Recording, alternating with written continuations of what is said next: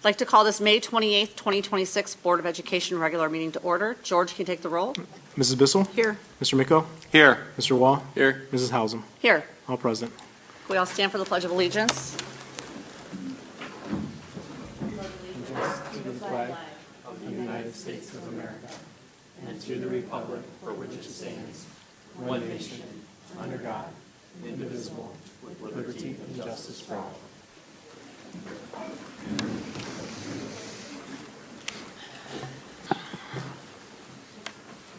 At this point in the meeting, we do have need to enter into executive session to consider the appointment of a Board of Education member. We will enter into executive session at approximately 6:35, and we will be back out for public session to We need to resume. vote. Do I have a motion? So moved. A second? Second. George, can you take the roll? Yep. Mrs. Bissell? Yes.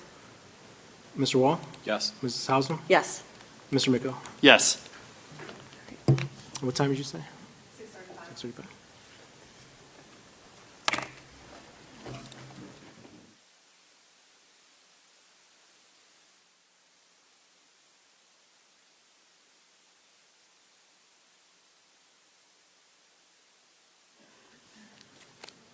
This time we will resume public session at 6:40 PM.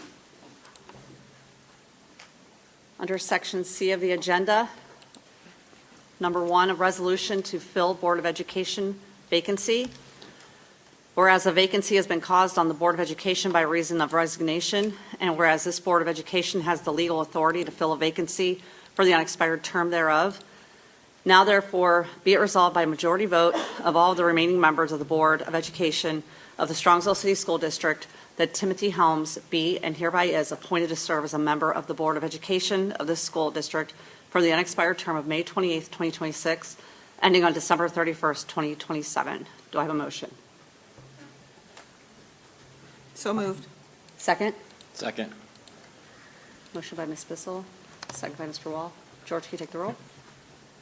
Mrs. Bissell? Yes. Mr. Wall? Yes. Mrs. Hausum? Yes. Mr. Miko? Yes. Motion carries.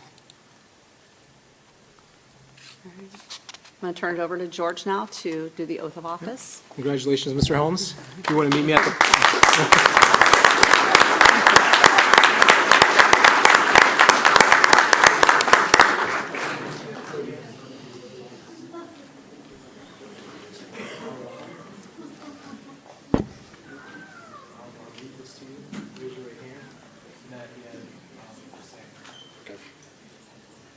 Do you solemnly affirm that you will support the Constitution of the United States and the Constitution of the State of Ohio, and that you will faithfully and impartially discharge your duties as a member of the Board of Education of the Strongsville City School District, Cuyahoga County, Ohio, to the best of your ability and in accordance with the laws now in effect and hereafter to be enacted during the continuance of said office and until your successor is elected and qualified?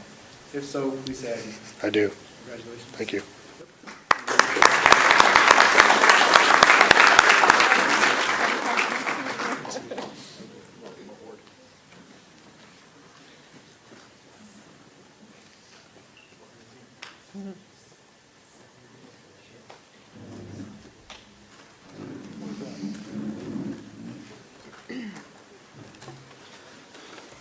Welcome to the team, Tim. We're glad to have you here. He is accompanied tonight by his wife and his 3 young boys. 2 that attend Sarar Elementary and 1 that just graduated today from the preschool. Yes, you did. All right, yes.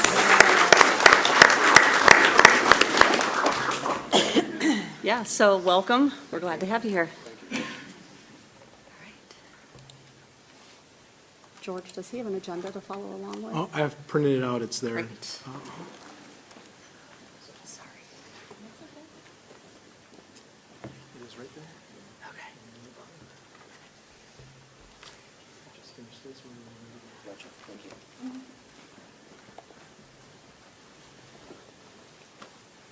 Next on the agenda are strategic priorities. Our district has developed and is currently engaged in a 3-year strategic plan which reflects the values, beliefs, and hopes of our students, staff, parents, and community.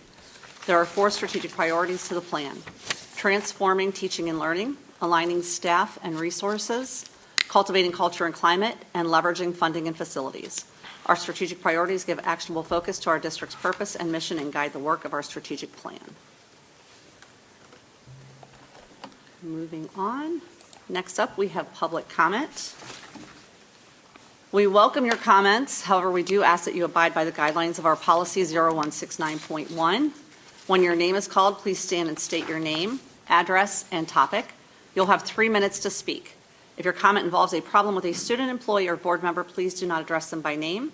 The primary role of the Board of Education is to listen and reflect on your comments. Sometimes board members may respond or ask questions, but not always. Whether we respond or not, your input is very valued. First up, Emily Polo.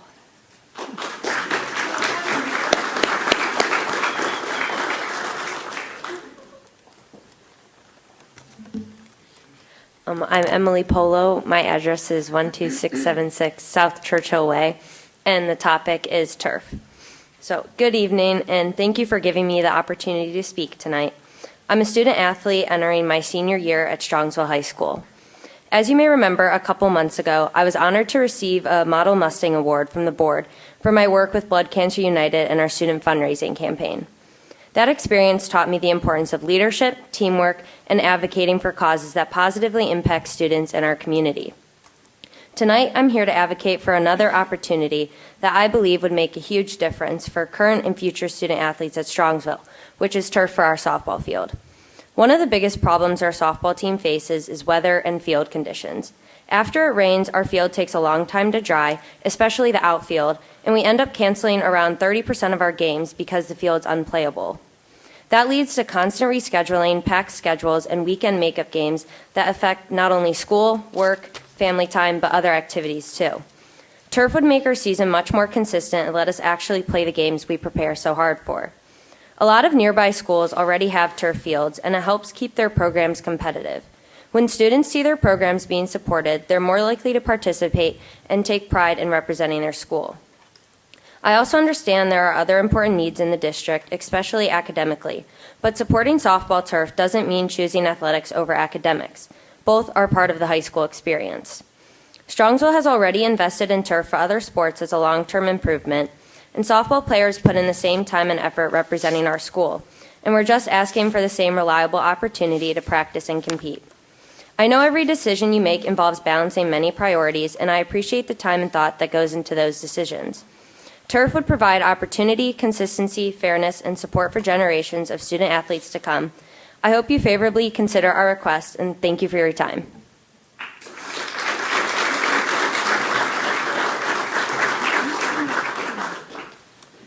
Next, we have Emma Hartman.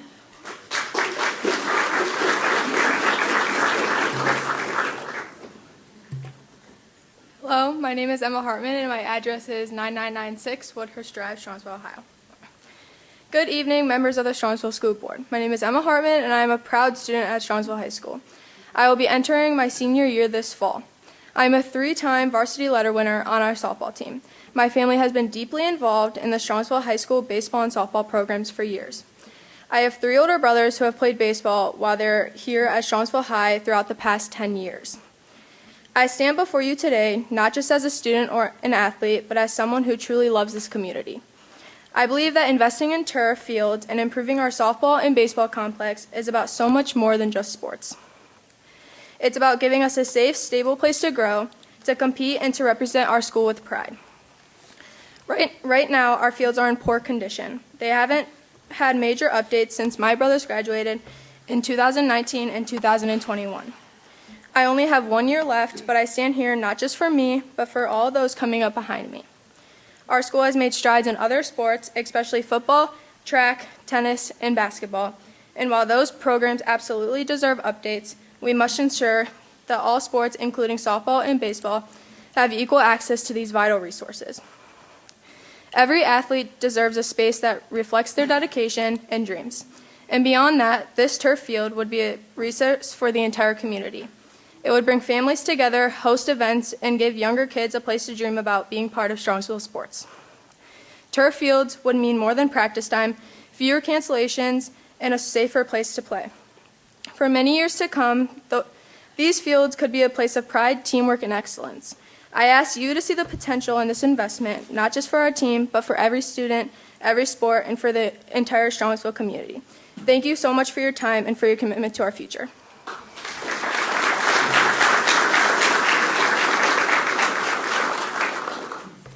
Next, we have Christopher Kuhar.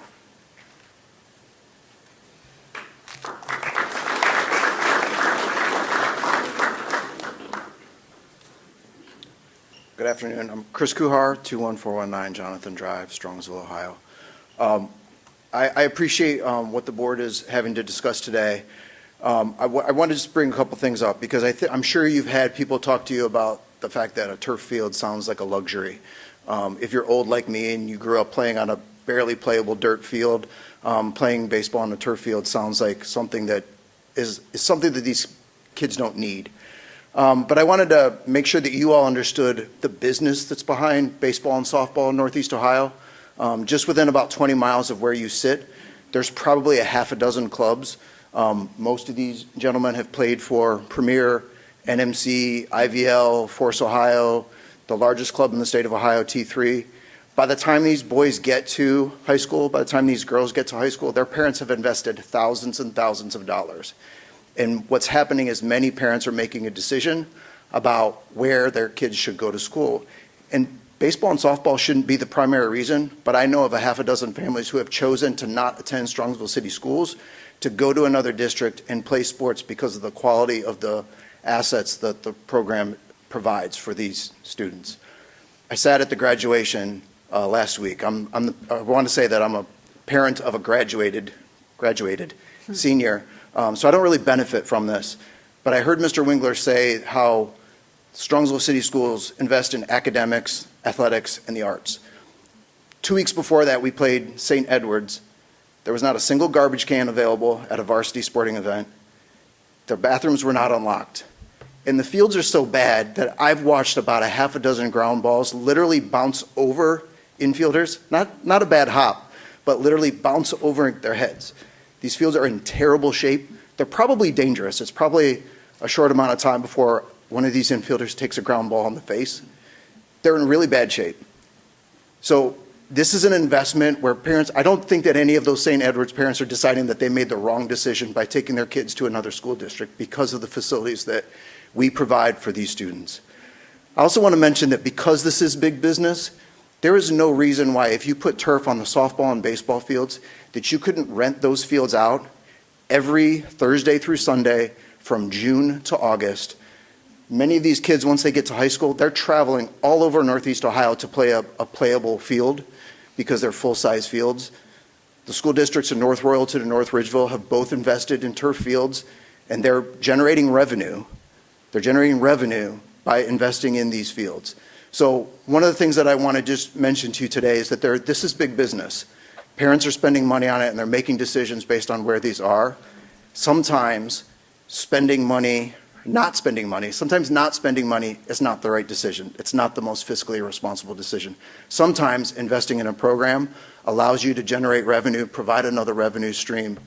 I'm a public employee. I understand how hard levies are, and I understand the importance of you evaluating the return on investment. But I would like you to encourage you to not just think about this as a luxury, but something that you're investing in to provide a reason for voters to vote yes, instead of worrying about why voters might say no. Thank you.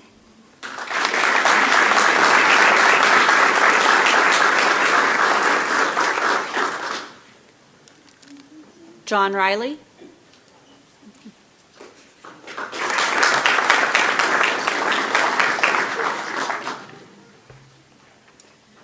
My name is John Riley. I live at 20418 Colleen Court.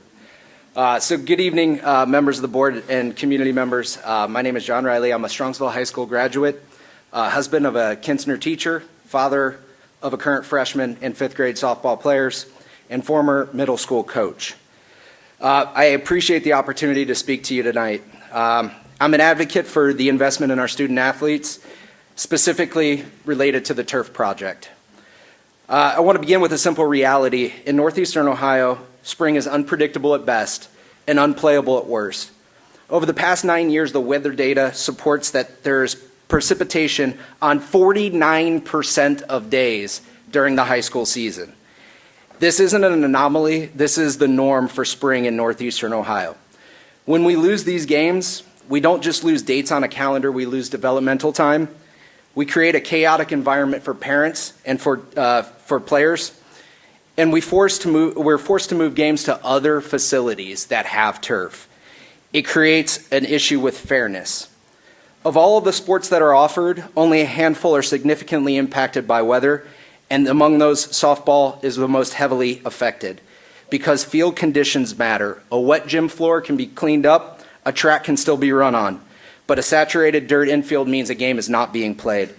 Meanwhile, other schools in our area have invested in turf. They have arrangements that allow for the use of turf in their communities, or they have planned investments in turf. This creates a competitive imbalance. But beyond competitiveness, this is about something much deeper. We're asking for our athletes to compete at a high level when we're using facilities that have not meaningfully changed in decades. In preparing tonight, I look back at photos from my own playing days at Strongsville nearly 30 years ago. Aside from minor updates, be it to dugouts, bullpens, or scoreboards, little else has changed. The facilities are in very poor condition. Yet the game, the equipment, and the expectations have all evolved. Installing turf fields would not just be an upgrade, it would be a statement that we value these sports, we value girls' athletics, and we prioritize equity across all of our programs. This impact also goes beyond just the high school level. A turf field is a community asset. Youth players gain access to a safe and consistent surface. They develop on the same field that they're hopeful to play on one day. It strengthens the entire pipeline from youth leagues to varsity. I view this and ask the board to view this not as an expense but as an investment in consistency, competitiveness, and in the community. Let's give our athletes a field that they can count on, and let's give them and let's give our community a facility that it can be proud of. And let's make sure that weather does not determine what our athletes can or cannot achieve. Thank you.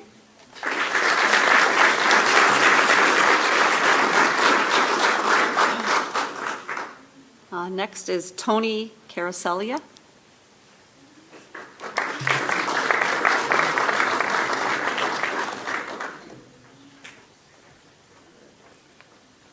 All right, thank you. Tony Carasellia, 17157 Woodshire Drive, Strongsville.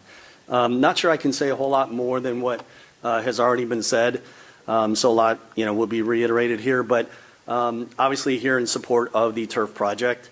This is not a need, as you've already heard. This is truly a want, based on all the things you've already heard from other speakers. I am the current president of the Strongsville Athletic Boosters, outgoing, but got about another month left. We've been trying to get this project off the ground for a couple of years now. Every time we get some motion, every time we get some traction, it ends up hitting red tape. It's my understanding that this board voted 4-1 yes on this project a while back, and unfortunately slipped back to, I guess, stalled 2-2 at this point. Based on everything else that you've already heard, the facilities are the same almost from when I graduated in 1992.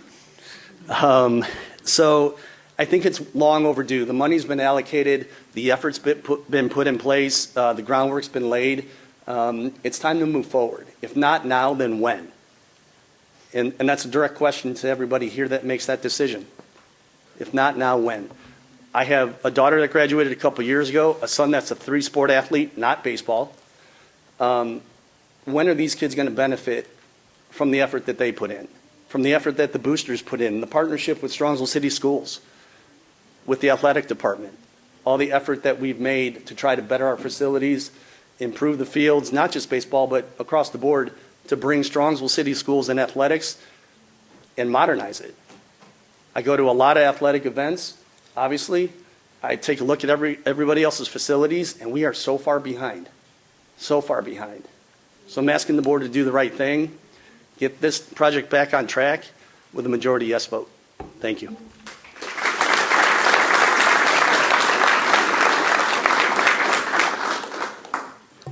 Amy Laban.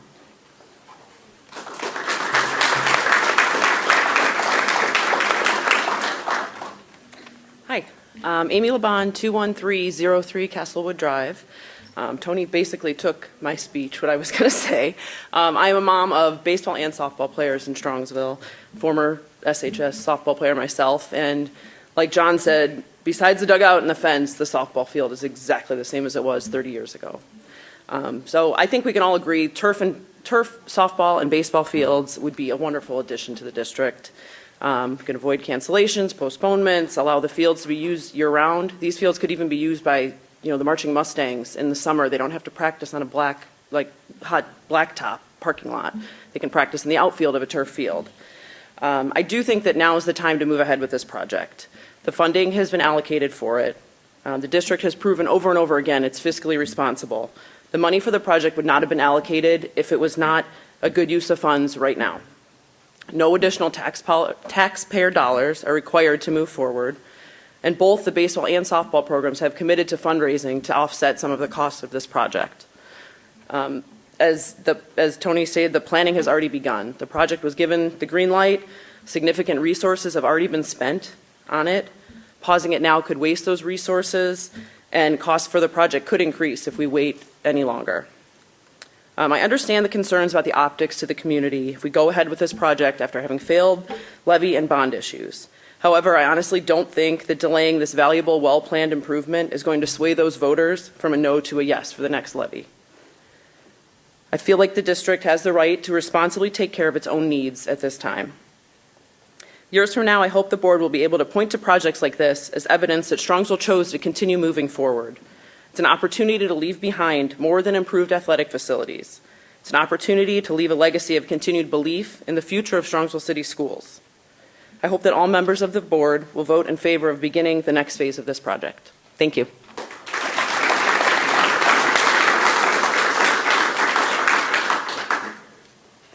I'm going to try this name, Carl Picario?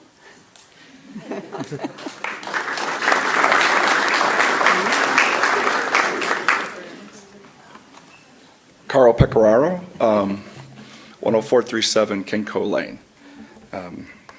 Thank you for the opportunity. Welcome to the board, new member. I'm just here to talk about the turf. I've been a Strongsville resident for 35 years. I've coached sports in Strongsville for 33 of those years. I have coached rec, flag football, rec t-ball, Southern Hills football, SFL football. I was one of the original Strongsville Stallion teams, which I'd love to recreate someday, before other than Premier or all these other places that somebody said gets all of our money, and they use our fields, and we're not getting those kids to come to Strongsville. It's a scary thing, and we need to fix that. I'm also the proud father of the head coach, and I've worked really hard with that head coach to get this baseball program up and running. I'm so proud of the legacy that he's starting to build. Conference champs 2 out of 3 years, walks in the door. Changed the whole dynamic. These young men are almost all seniors. They have no vested interest in this, but they're here today for their coach. And it's something we should all be proud of. I was involved in the Mike Catan when we built the stadium. I got Key Bank with Mike to be one of the supporters of building that stadium. I worked really hard with Mike. I worked with Kevin Kilbane. I coached his son, Sean, now Judge Kilbane, many years ago when he put a boatload of money into that field 20 plus years ago to try to make it a state-of-the-art field. I don't know what happened to it, but it is what it is today. I don't know how we don't have kids that don't rip themselves open with metal off the fencing. I watch those balls. It gives Hardy, our shortstop, who's done a great job this year, every excuse when a ball goes over his head or through his legs. But it's when somebody talked about that it's unsafe, it's unsafe. One day my son calls me because he wants to play a game so bad. He's like, "Dad, get the pool pump out."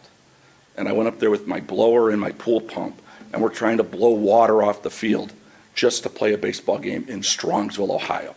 It's sad, and it really needs to be fixed. There's more reasons. There's been some great speakers from a business perspective, from from a pride perspective, all the reasons why to be a top-notch Division I program. We did it with football. We've done it for lacrosse.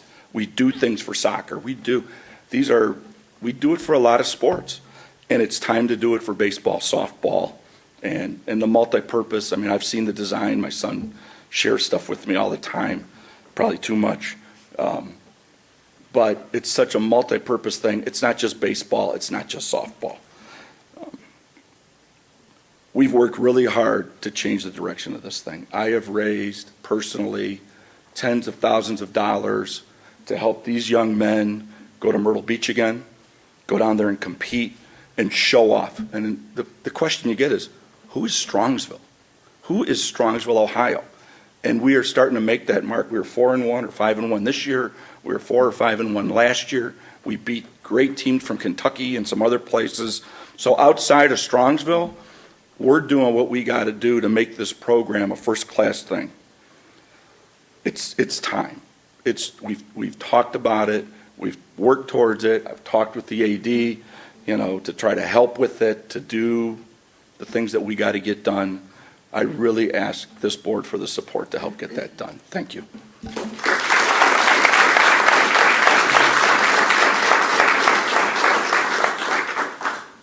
Next up is Rick Schultz.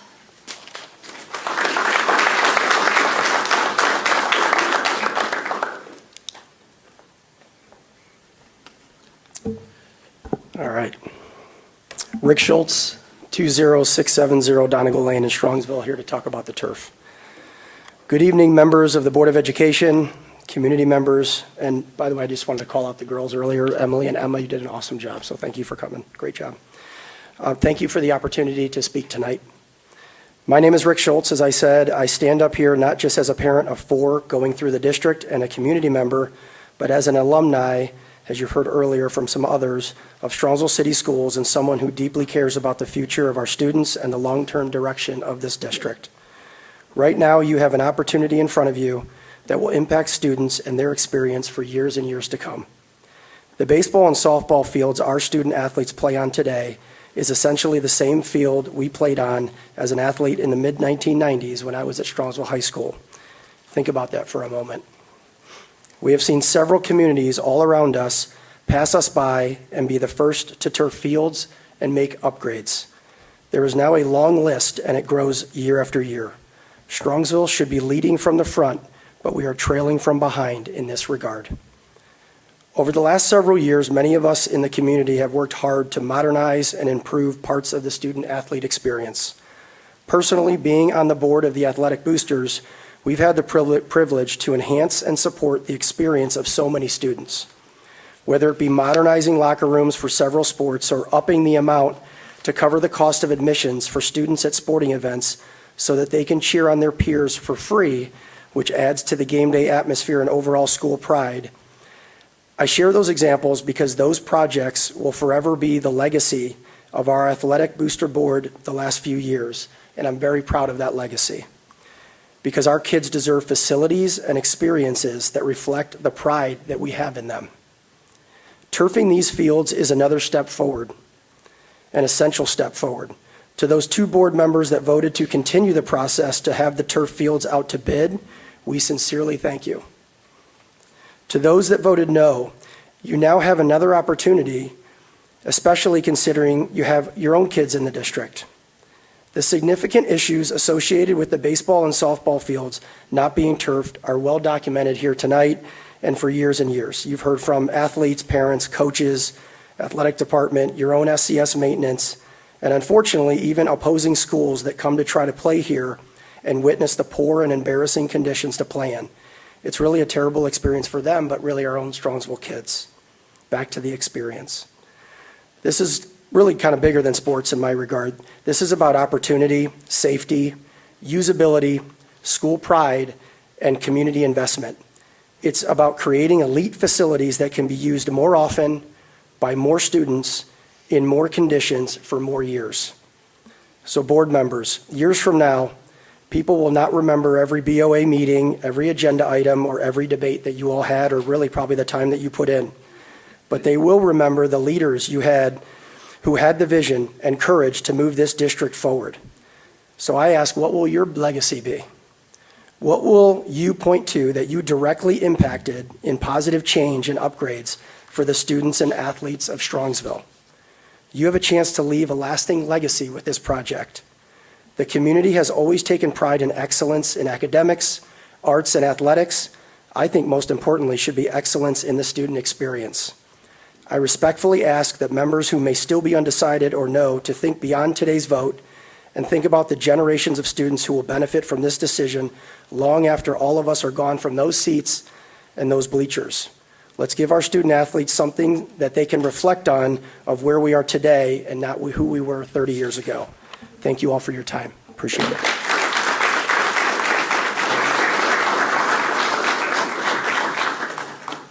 That concludes public comment. Those were all the green slips that I had. All right. So we're going to move on. Mrs. Hausum? Yes. We have someone else who wanted to address the board.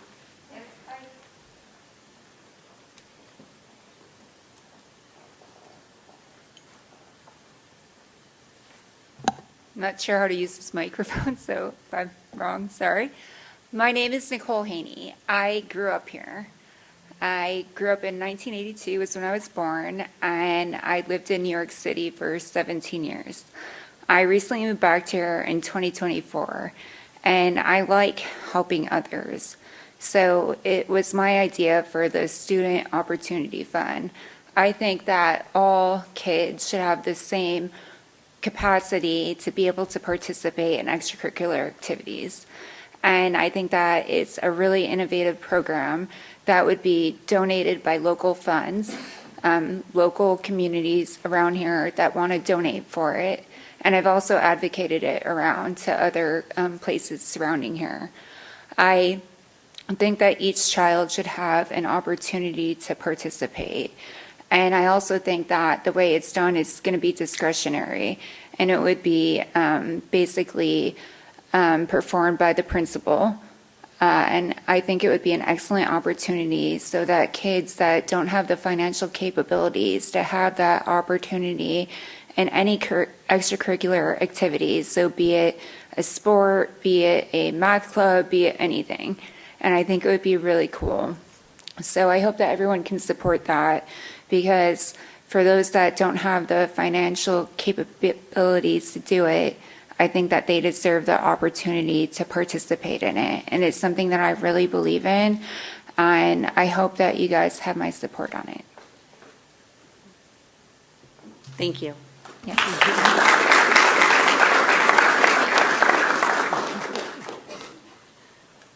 All right, we are going to move on in the agenda.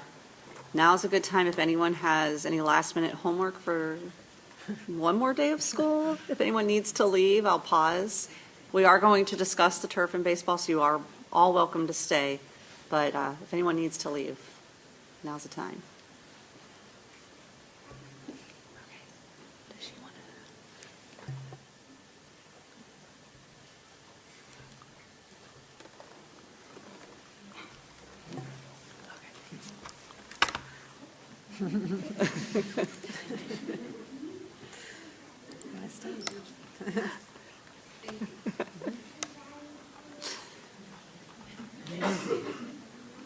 All right, so with that, I'm going to turn it over to Mr. Agnostou for the treasurer's report. All right, thank you, Mrs. Hausum, members of the board and the community.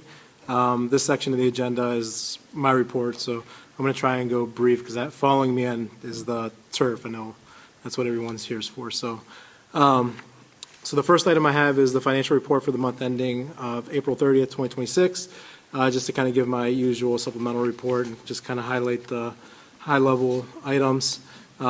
Revenues year-to-date are trending about $52,000 higher than the previous year. I'll get more into that, but that's due to a timing difference of homestead and rollback reimbursements that were received in April in comparison to May. Once we close out May and do the May financial report, that will stabilize and will be revenues will be less than the prior year based on tax collections and the expiration of the renewal levy that came off the books. Expenditures are $3.3 million higher than the previous year, and cash balance currently is $6.5 million less than the previous year. How we're comparing to the forecast, revenues are trending about $1 million less due to the impact of the March tax settlement. They came in under than what we were anticipating due to the timing of the tax bills going out late from the county, which impacted the collections. Expenditures are trending about $50,000 better than the forecast. So the net potential difference is about $1 million in the forecast, and a $95 million budget that's less than 1% or about 1% in comparison. How we're predicted to end the fiscal year. Our fiscal year is going to end at the end of next month. We started the fiscal year with $48 million. We're deficit spending, meaning that we're spending more money than we're bringing in, about $10 million. So we're going to finish the fiscal year about $37 million. Revenues in comparison to revenues for April in comparison to revenues of April of last year. They're about $3.6 million higher, but if you see the first line, the local tax reimbursements, that's the homestead and rollback. Last year we received that in May, so it's more or less of a timing difference. Year to date revenue, it's about $52 million higher. Again, it's due to the reimbursements. So add that $3 million into the first line. To look at it side by side, that would be about $3 to $4 million less in comparison to last year once we have an apples-to-apples comparison.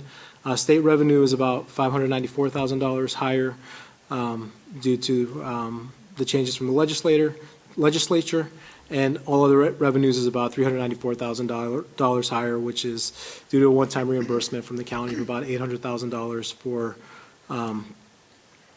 the tax reevaluation system savings that they have, that they gave the money back to the government entities. And then, any questions on revenues before I go into expenditures?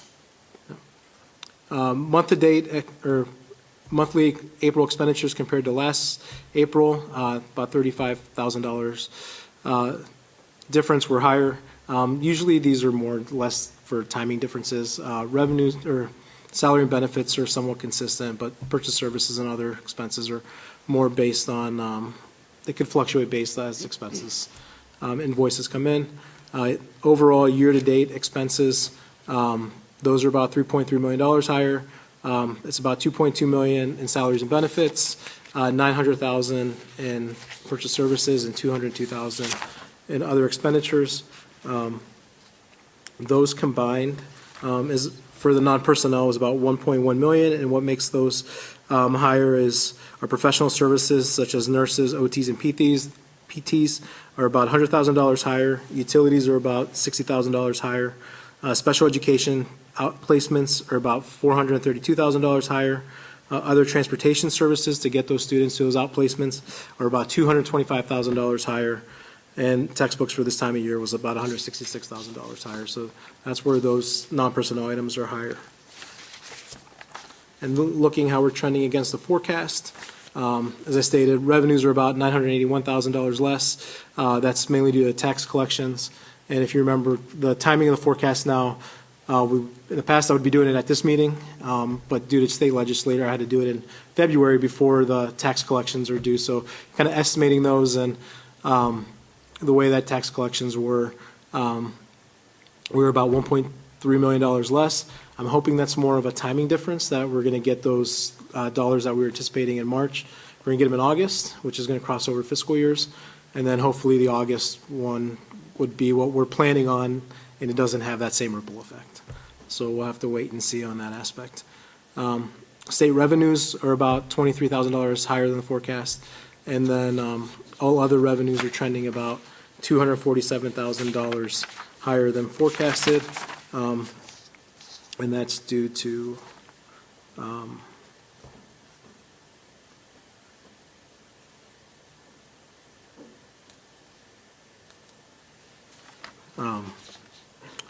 the Medicaid reimbursement that we received was about $211,000 that came in this month, and then interest is trending slightly higher as well.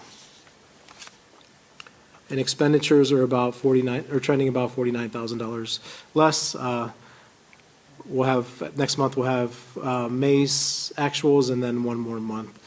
So we'll have where we finish the year here in the next couple months. That concludes the financial update from April. If there's any questions, and then I can get into the rest of the items I have. No? All right, so moving on. New funds for fiscal year '26. There's two. There's one for the local grant funds, Fund 019-9901, the Strongsville High School Student Opportunity Fund. I do have attached a description to the agenda, and I didn't know she was going to be here tonight, but Ms. Haney came and gave a description of what that is. I know she's been working with Mr. Micko and the high school principal, Mr. Wingler, to kind of create this fund. The idea of it is, as she stated, to create a fund there specifically for the high school to give, to accommodate local donations, to give kids in need or kids that need the opportunity to participate in activities that would have a cost associated with it at the principal's discretion. And then the other fund is our Fund 16, a federal fund, IDA disproportionality funds. This is part of our regular IDA Part B. We have to set aside 15% for disproportionality. The state just wanted us to split it into a separate fund rather than accounting for it in the current fund. So it's just no new funds, it's just taking those funds and putting it in a separate cost center. Any questions? So item 3, grant approval. There's 2 grants from the Strongsville Education Foundation, $1,000 grant for middle school flower garden, and then another one for $1,175 for a STEM conference for a teacher at Kinsner. One budget revision, item 4, for the 014 Strongsville High School AP ACT, should say AP ACT SAT testing fund. That's an increase of about $11,500 for increase in activity. There's a cost for those tests paid by the students, then we get invoiced by the College Board, which we pay for. So it's money in, money out. Item 5, amended appropriation measure to account for the changes for the grant approvals and the budget revisions. Items 6, 7, and 8 are annual insurance renewals for the upcoming fiscal year. Our fiscal year starts July 1. Health insurance is increasing to 6.9%. Our forecast had it as a 5-year average at, our 5-year average was 6%, so it's about 0.9% higher than the 5-year forecast, which equates to about $150,000. Last year, our increase was 1.5%. This year, slightly higher. And we're self-insured, so it's based on our activity. So it's every year we continue to look at that. Dental insurance, 8% increase. Vision insurance has stayed the same as was a 2-year contract. Item 9 is a 3-year renewal for my budget file, which is our budgeting software. There's no price increase there, and the price remained the same for the next 3 years. Item 10 is the preschool tuition, $185 per month. Based on the calculations that we set last year, the tuition rate is staying the same, so there's no change there. Same with full-day kindergarten, no change from this year based on the calculations. It will remain at $2,400 per year, and if there's any refunds based on movement or closures, that'll be refunded at $13.64 per day. And then there's the, if paid in full, $100 reduction. I'm sorry, there's a $50 reduction if paid in full, and then free lunch is $200 reduction, and reduced lunch is $100 reduction.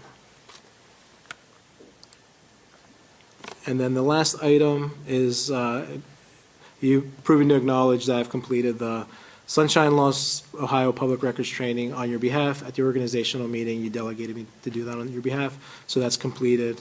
And this is just that acknowledgement. So with that, that concludes my report. Thanks, George. Any questions or comments for George? All right, thank you. I'm going to turn it over to Mrs. Pelko now for the superintendent's report. Thank you, Mrs. Hausum. Under the superintendent's report, we have one item we're going to start with the baseball and softball discussion. As you know, a few weeks ago, GPD, our architectural firm that has been working with us to look at design and a whole bunch of other things that we have contracted with them, they were here to present the scope of the project. In front of you, just, and it's linked as well, is just a reminder of that scope of the project with all of the items that are included there. And so we were asking the board if there were anything, I just want to remind everyone, as we now have a new board member, that if there was anything within that scope of the project, that was one of the requests, if there was anything that we wanted to take out or reconsider. That was one part of it, and then the other part was just consensus if we were going to go out to bid for the project. And at that time, the vote was 2-2, and so we kind of waited until here we are again to discuss it with a new board member. So due to that, also, I've asked Jason Kepler, our athletic director, to come and just do a brief recap of the project, an overview of it, of the scope of it, as well as just talk about our current state of where we are and what our desired state would be. So I'm going to ask Jason to come to the podium and just share briefly, again, for Mr. Helms, the overview of the project. Thanks, Jason. Thanks, Jenny. Tim, welcome and congratulations. We're happy to have you here. As Mrs. Pelko said, I will be rolling through small parts of our athletic facilities master plan to catch you up to speed on where we're at and some things that we'll be discussing today. A while ago, our facilities committee identified some areas of need in the athletic department with our athletic facilities. These were some of the areas of need and attention that were identified, and they were given to me to help develop the athletic facilities master plan. As a part of that process, we surveyed many of the athletic department stakeholders to see what's needed, what's wanted, where our priorities might lie, and the next slide here kind of rolls through the results of those surveys. The people that were surveyed were coaches, athletic boosters, youth program board members and members of those programs. Overwhelmingly, the baseball and softball turf came out as the highest priority and the biggest need. Looking at that, there's a lot of numbers that probably don't make a lot of sense. Just know it's like golf. The lower the score here, the better. So as you can see, highlighted in green, the lowest scores, both on the priority side and the need side, were the baseball and softball turf project. So the reason why that was such a need is listed in the next two slides here. And first and foremost, the negative impact that baseball and softball has throughout their season, playing on a natural surface field that doesn't drain well. We studied 4 or 5 years back how many games were negatively impacted by the current playing conditions, and 19% of their games are impacted by either cancellations or having to flip a home game to away because an away field is in better shape that day. In addition to that, I don't know when the last time any of our baseball or softball teams at the varsity level played an entire season. They're one of the few sports that never get to play an entire season, and that's because they're outdoors playing, for lack of better words, in the mud. And you can't do that in a baseball game or softball game. In addition to that, it helps us maintain excellence with our athletic facilities. The fields need attention, and I'll show you some examples of that in some slides coming up. But right now, 14% of high schools in Northeast Ohio have baseball or softball turf as their main playing field. 14% is not a real high number, but that number grows each and every year. Each and every year you see anywhere from 2, 3 to 4 or 5 schools that turf their field. And a good example of that is when we started the athletic facilities master plan, 11% of schools in Northeast Ohio had turf, and today 4 or more schools have either turfed or started a turf project at their schools, increasing that number to 14.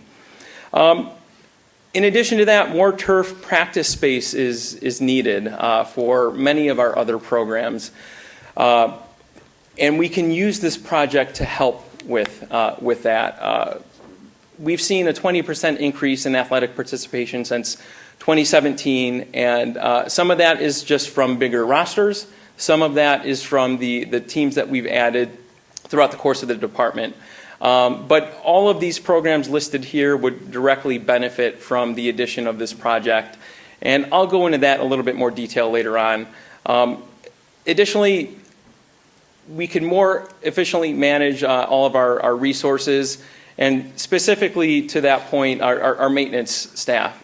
They spend many days, the entire day, getting the fields ready for competition, and they might wrap up 2, 3 o'clock only to have it rain again 4 o'clock or after to wipe out all of that day's work because the fields are too muddy to play again. So this would help eliminate days like that and some of the other hours invested into our fields by our maintenance department, from grooming the fields for gameplay, cutting the grass, weed whacking, and doing all of those other things. Additionally, within our current state, this kind of breaks out how this addition would impact our own programs at the high school. Roughly 400 kids would benefit from having this space. And then depending on what we do at the youth level and how much access they're given in the evening, between soccer, football, and lacrosse, that could impact an additional 1,000 to 1,600 kids. And I point that out because with any big project that we do, there's ripple effects and there's things that happen unintentionally. It wasn't too long ago, our city built this beautiful park next to the rec center. It's really one of our crown jewels of our community. However, that also eliminated 3 baseball fields, which many of those youth programs utilize as practice space. So they're left scrambling, trying to find additional practice space. This project would help find them an additional landing spot for their practices. So the next slide here talks about something I had said at the last meeting. I was asked at the last meeting how many games so far this year have either been canceled or postponed, and I responded with 70-something. And thinking back about that, I think that might sound like, how is that even possible?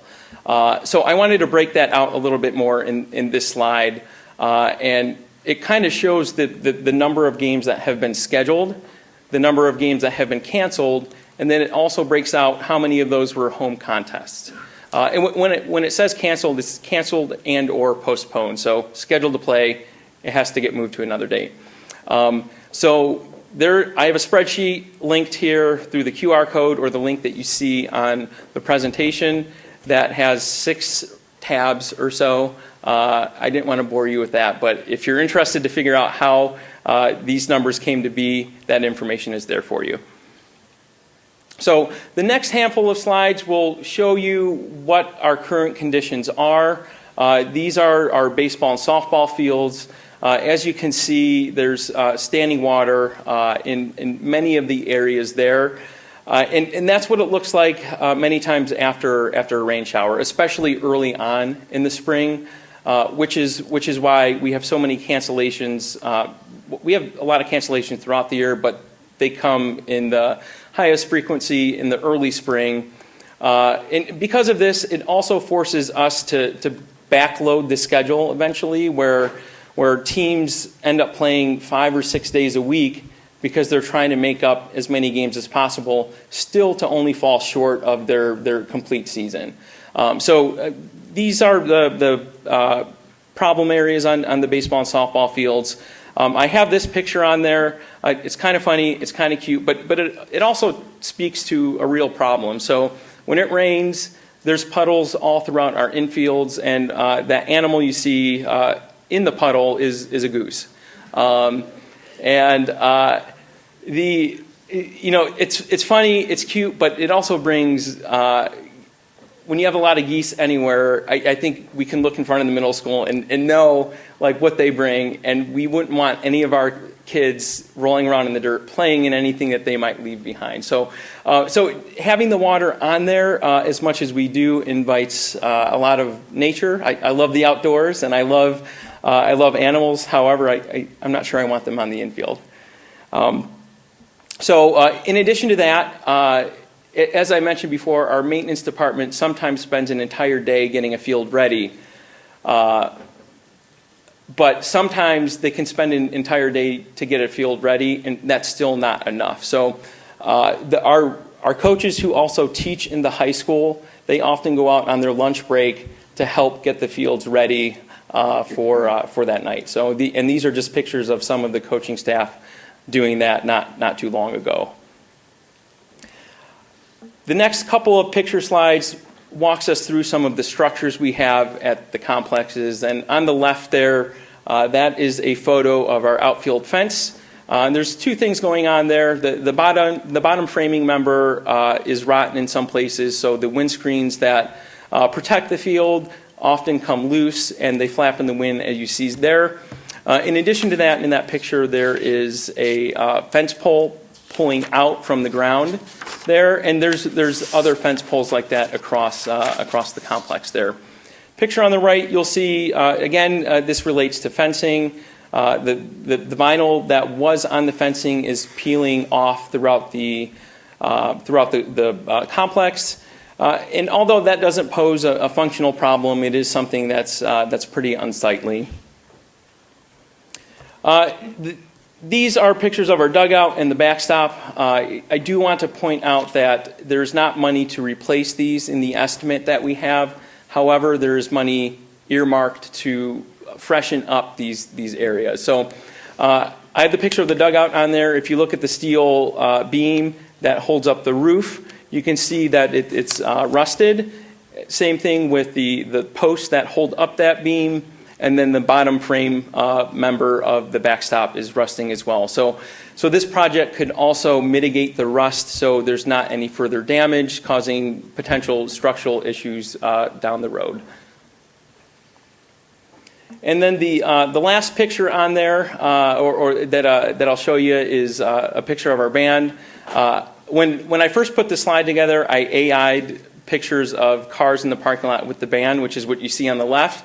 But I reached out to Mr. King, and he had lots of pictures of kids in the parking lot with cars in the middle of practice. And the reason I bring that up is the band practices in a parking lot for most of their practices throughout the course of a school year, which seems fine. There's a football field painted on there, so they can use that to reference their formations. The issue that we have with that is there's often cars parked in the middle of that field.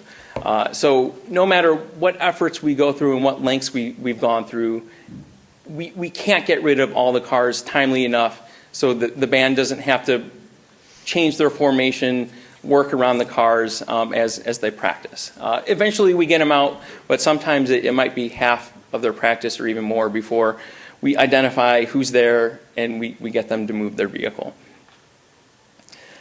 So the next couple of slides talk about our desired state. The first one I have up on there is some of the conceptual drawings that GPD provided. And I think the important thing to note here is the field grid that you see in the outfield of baseball. That is the space that would be most utilized by soccer, lacrosse, football to help better their practice situation and benefit those kids. What you see there is a football field painted on the field. We would not have a full football field, soccer field, or lacrosse field permanently painted on the field. What would be there are small little tick marks. That way, it's not unsightly for a baseball game, but teams still know where to set up cones or put temporary paint down to mark out their playing spaces.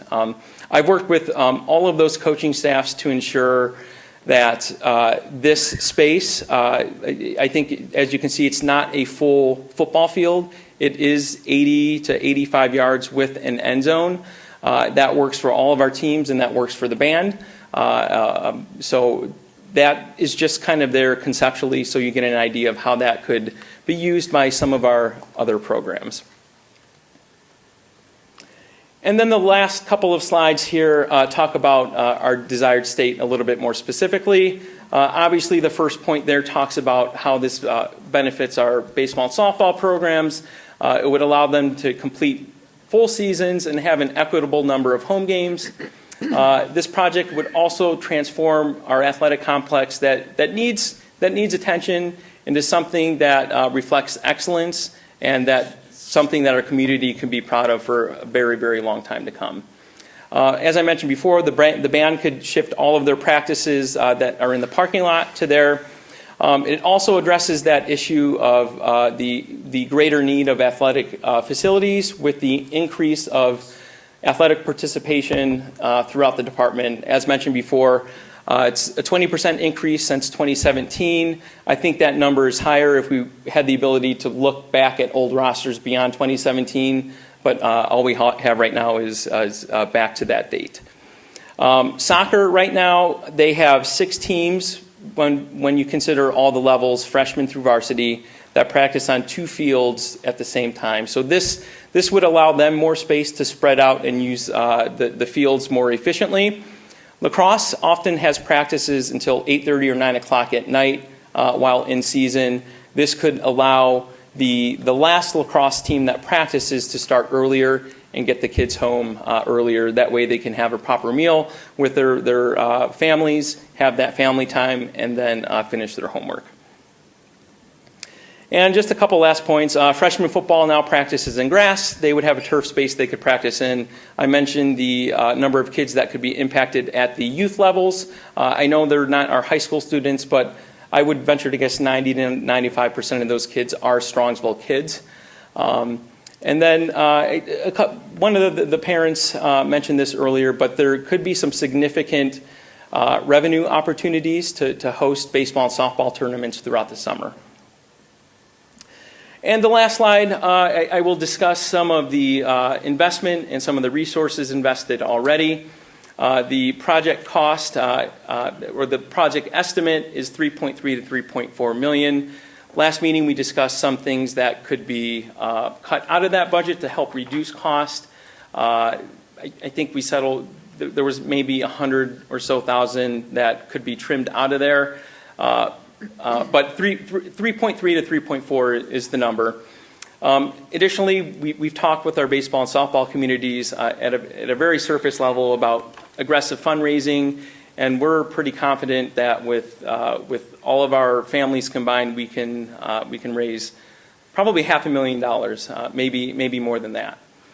And then additionally, I know, because we're such a large district, it's hard to know like all the details and what impact and what's been invested in this project already. So I felt important to share some of that information.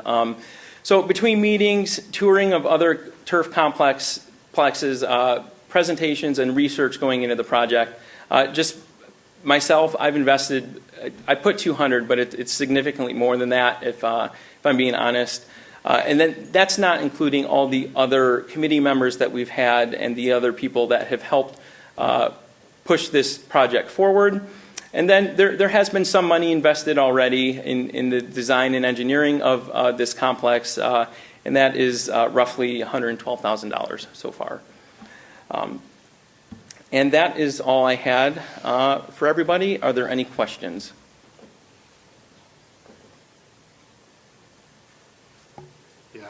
Got some questions. Appreciate the presentation. Sure.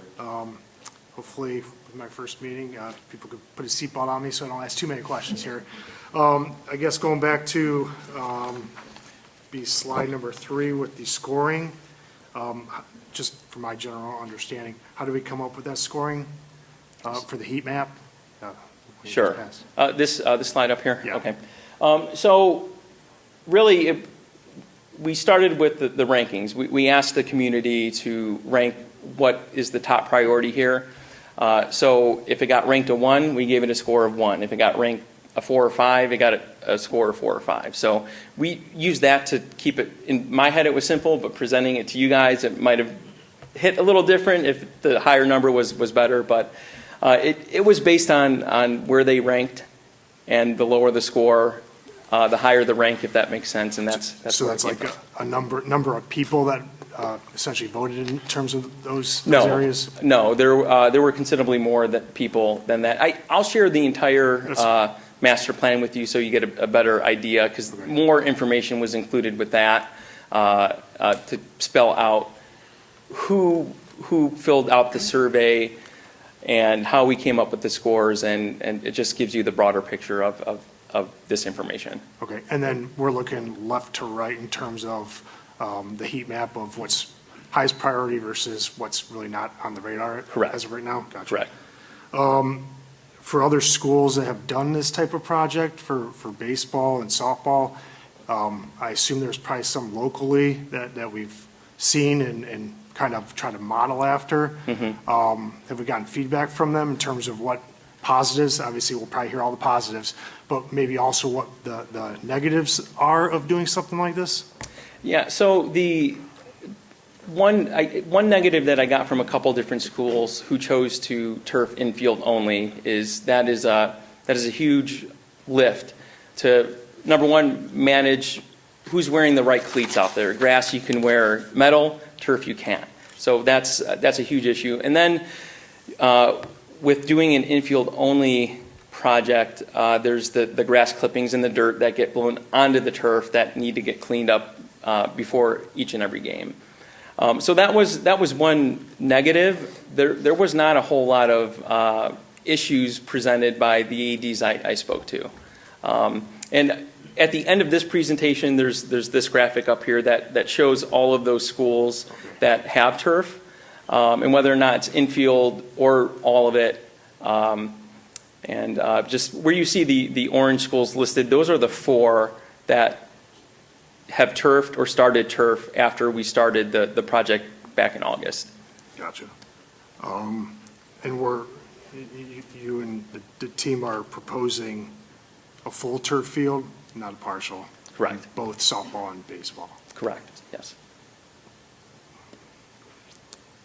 And this is not the first time that we brought this up during one of these meetings? I've heard it's been discussed for 20 years, so. It was definitely being discussed when my kids were in school, Yeah. and they graduated 18, 20, and 22. And maybe just a thought, if this does proceed, have we thought about having local businesses as part of the implementation of this, so that way we're giving back into the community as opposed to going to outside contractors that have no association with what we're doing here? Absolutely, they'd be big partners of ours. Okay. Thanks, Tim. Go ahead, Jenny. No, I don't have a question. I just didn't know if there was other questions. Other questions or comments? Can you talk more about, I'm concerned about the dugouts and that we're not going to renovate them. Is that going to haunt us? So in the estimate, I believe there was about 100,000 earmarked between baseball and softball to renovate the dugout, not replace, so do things like roofing, mitigate the rust, tuck point some of the masonry that's on there to freshen it up, and things of that nature. There is some, I'm not going to call it a direct part of the dugout, but on the home dugout, there's a little bit of an extension for storage. That way the baseball and softball teams have a place to put their stuff, so they don't have to carry it in and out of the building so much.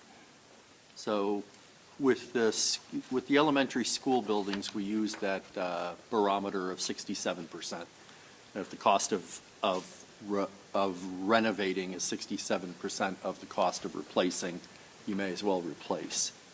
Is there any consideration for that with the dugouts?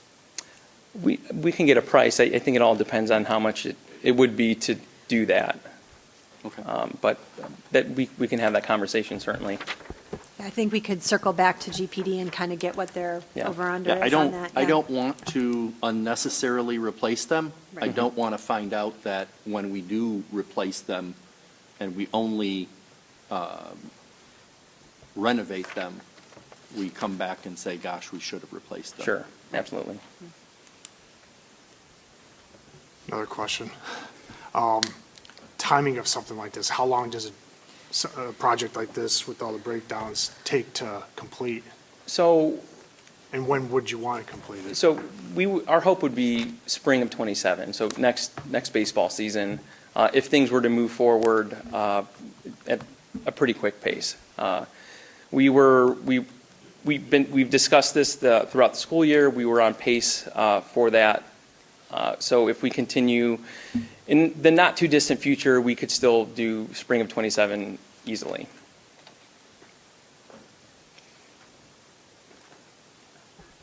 I have two questions. Have you, I know you've researched a number of things, so I'm wondering if you've researched this at all.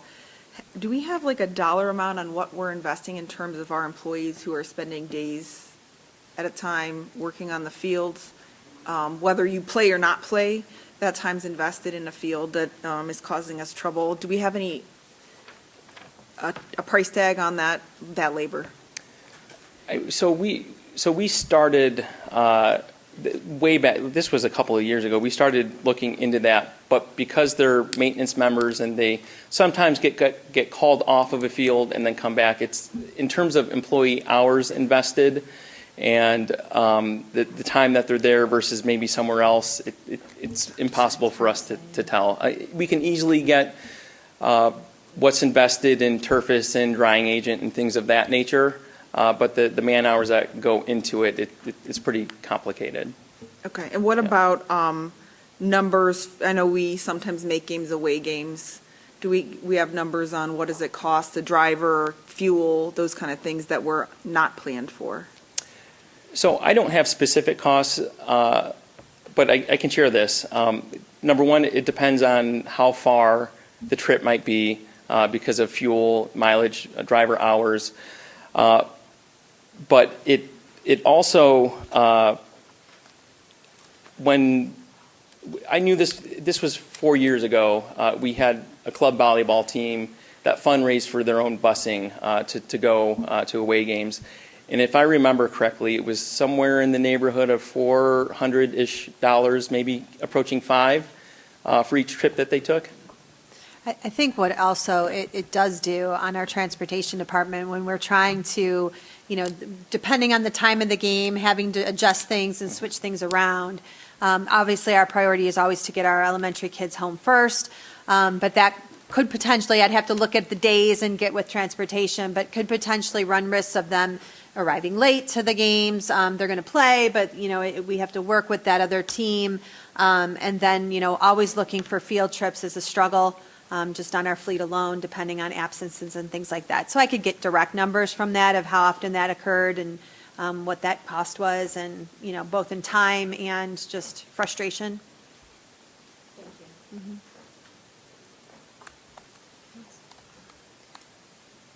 So if there are no other questions, Ms. Haslam, first of all, thank you, Jason. Thank you for putting this together again and coming back again. I just think it's good to, the meeting we had with GPD was almost a month ago, and so, maybe not a month ago, but it seems like a month ago. It's the end of the year. There's a lot going on. Like Yes, there's a lot going on.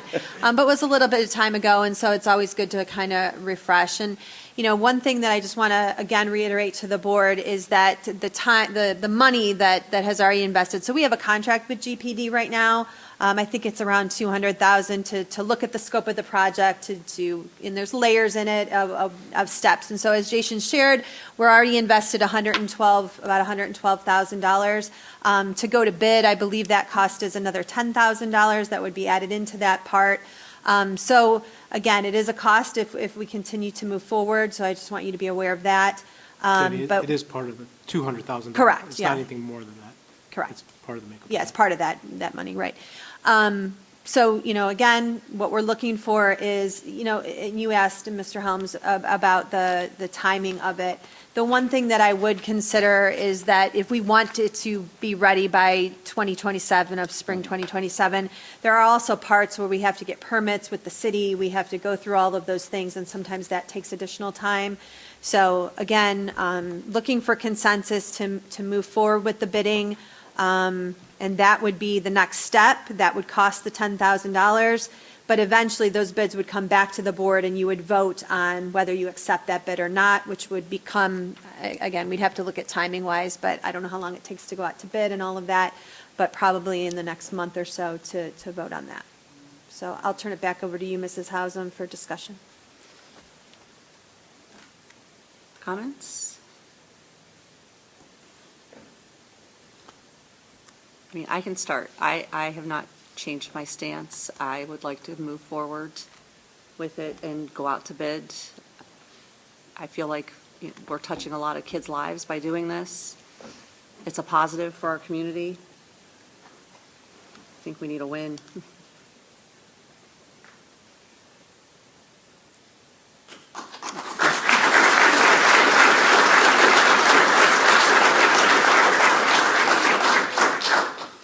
Just a little bit of recognition, just want to say nice job to everybody that came in today. Obviously, students, you guys did an excellent job. I just want to say thank you and appreciate the efforts and the passion. I think a lot of us have passion for the city, and you guys definitely displayed that today, so appreciate that. A week ago, almost to the hour, I sat on the dais and got to shake hands of all of the young people who are graduating. Talk about something that's sort of transformative. We're seeing all of these young people really reach this kind of amazing milestone, and we're launching them as citizens and the people of Strongsville into the world. And it's kind of amazing. And someone had pointed it out, and Mr. Wingler did say academics, but in the same breath, without a pause, he did say athletics and arts. And those principles is what makes a Mustang. And as if to underscore it, he goes on to talk about please stand up and be recognized. And we went through, if you haven't seen it, we go through this huge list of every success that those seniors have. And it's amazing. And it does cover the arts, and it covers music, and of course it covers athletics, and of course we're there because of the academic achievements we achieve. But it made me wonder what it means to be a Mustang. And who's the keeper of the vision of what a Mustang is? And I think it's us. I think it goes back generations. And somewhere, generations ago, someone decided that academics, athletics, and arts is what it takes. That's what we put out into the world. Those are the values that we carry as a community. And so not every vote we get to make up here kind of touches on values, but this one does. And for me, it's important and trusted by the community to renew our obligations and to keep that vision of what makes a Mustang a Mustang. And so for me, that will be a yes, 100% yes.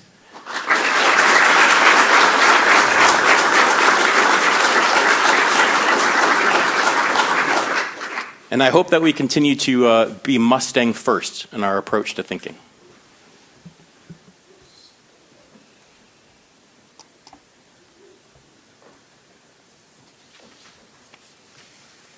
You want me to go? No, I will.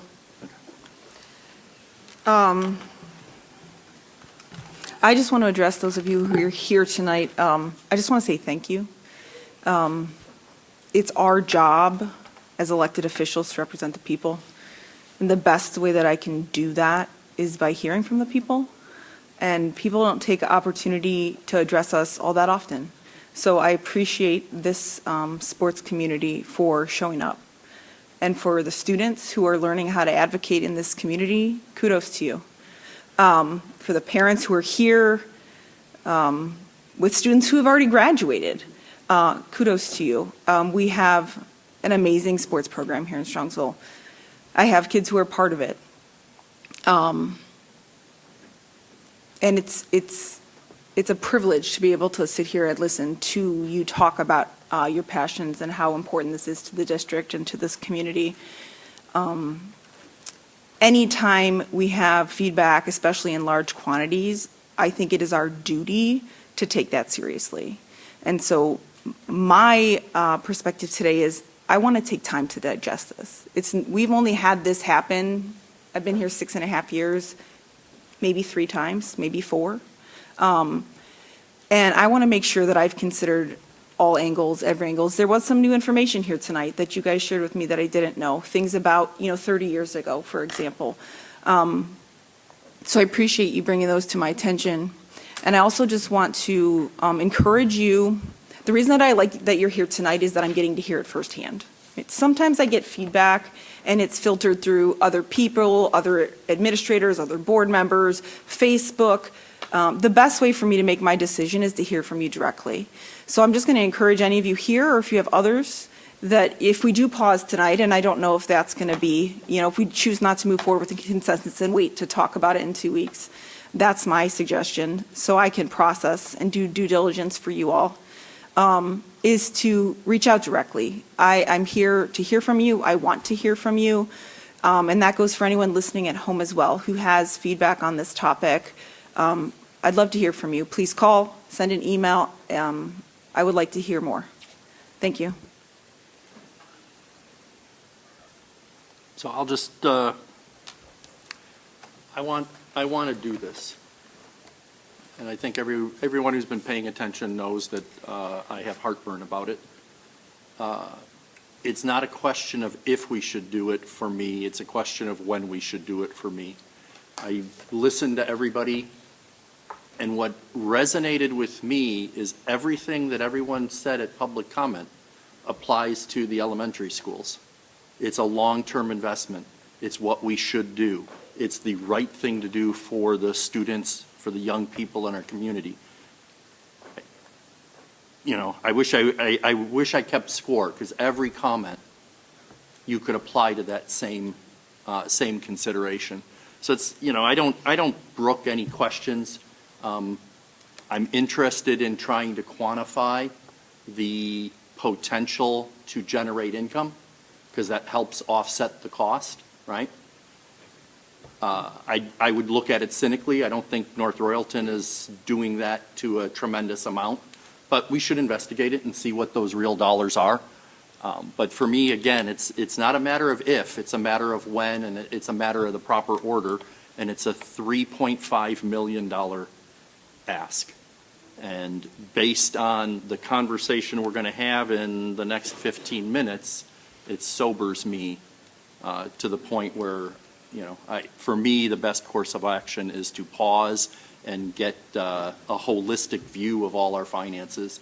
And when that holistic view is understood and dealt with the community, then we can say now is the time. But I don't want anyone to leave thinking I'm not supportive of it. I'm supportive of the program. I'm supportive of the time and the activity and the opportunity for our students. But again, in a vacuum, it's really easy to look at it and understand it and say we should do it right now. But when you look at it holistically with all of our other expenses, my vote is to hold off. So I guess it comes to me with, obviously I gave some recognition, I wanted to make sure that was clear. Being up here for an hour and a half, just trying to understand the logistics of everything and knowing which way is up. At this point, it's difficult, but the concern I have is it was 4-1 years ago from something that somebody explained, 2-2 years ago. My concern is I don't like getting to the goal line. I want to score touchdowns. So how do we get this across the goal line and make this a reality? I don't want to be the red tape that calls a running play when you want to score a touchdown. So with that, I'll vote yes today.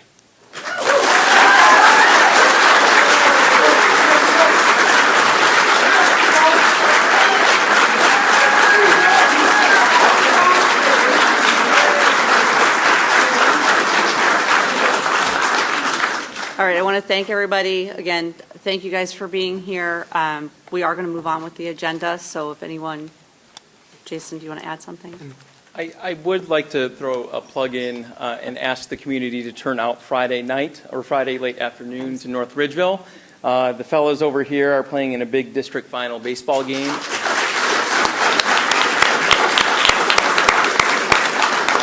And we would love to see you. I often bribe students with donuts to do some real big things. I will have 24 donuts for any students that show up in the student section, and I will gladly give those to you. So, thanks. Laura. Thanks, Jason. Thank you, Jason. Good luck, boys.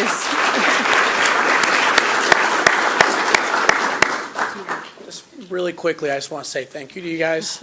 This is great opportunity for all the kids, you know, especially the kids coming up in our schools and our programs. It's really going to pay off, so I really appreciate it. Thank you, guys. Thank you.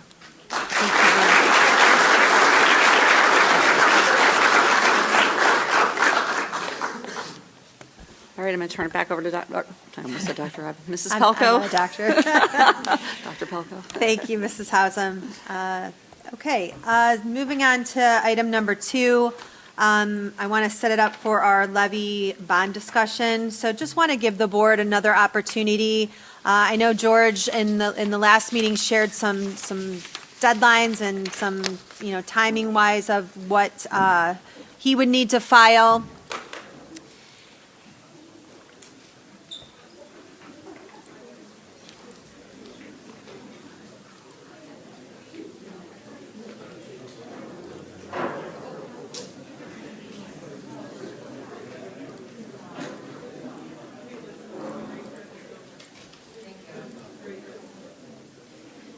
So George,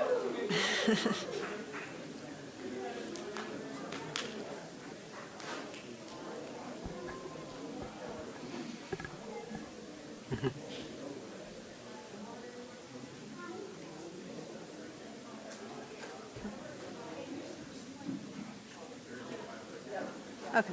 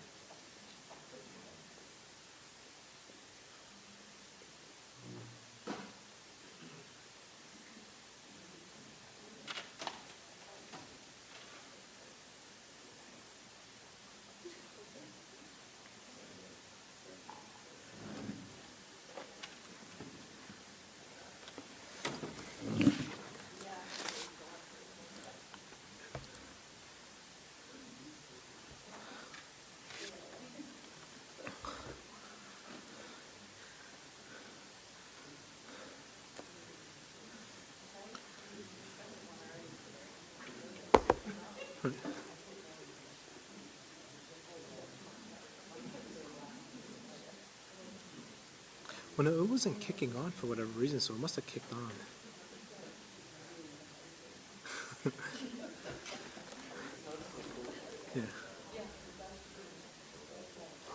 Unless Steve did something.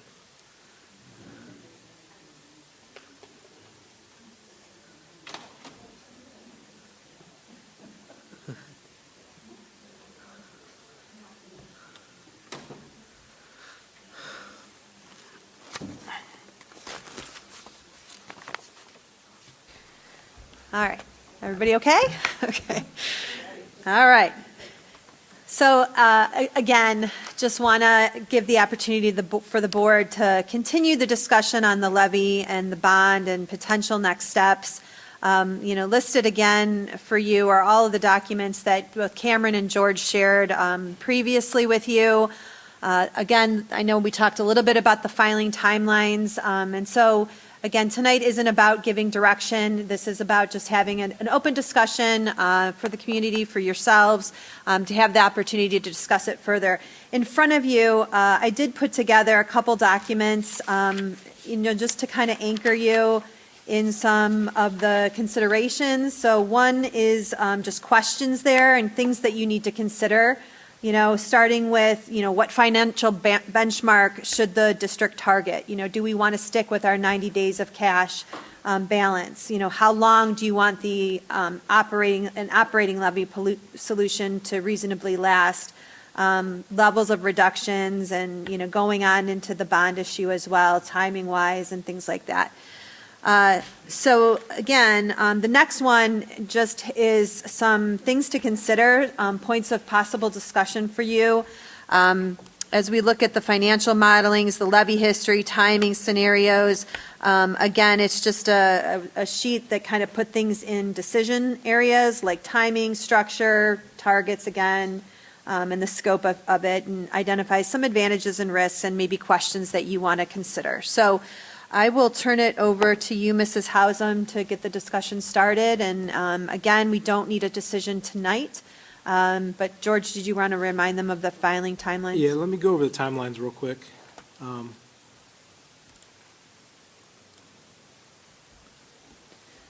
So there's the bond and the levy.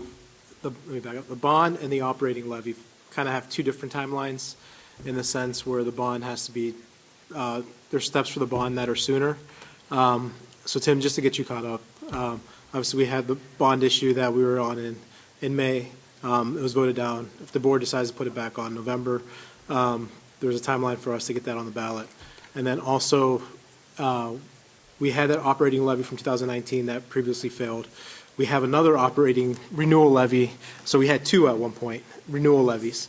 So this is our second one. It was originally passed in 2002, and it's a 5-year. It's been renewed ever since, every 5 years. So that's first up. And there's a tax year and a collection year. So the tax year, or the collection year lags behind the tax year. So it ends this tax year, but then the collection year will be next calendar year. So it ends this tax year. So the first year we can go on the ballot, the first time we can go on the ballot for it is this November.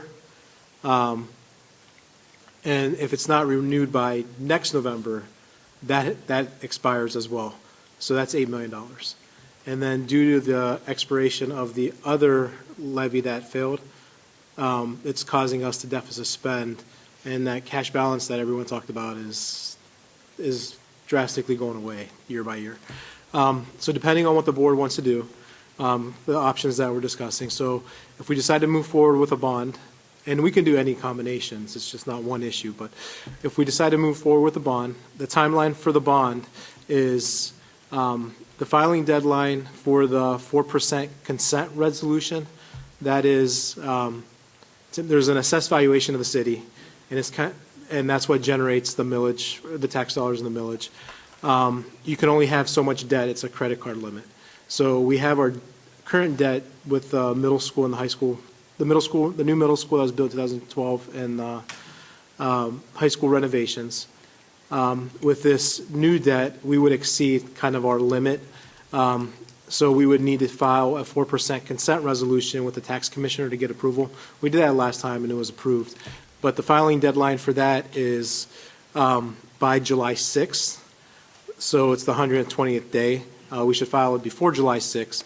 So the board would have to approve it by its June 30th board meeting. So meaning that we would need direction at the June 11th meeting to bring that to you for the June 30th board meeting, unless we have another meeting sometime in between.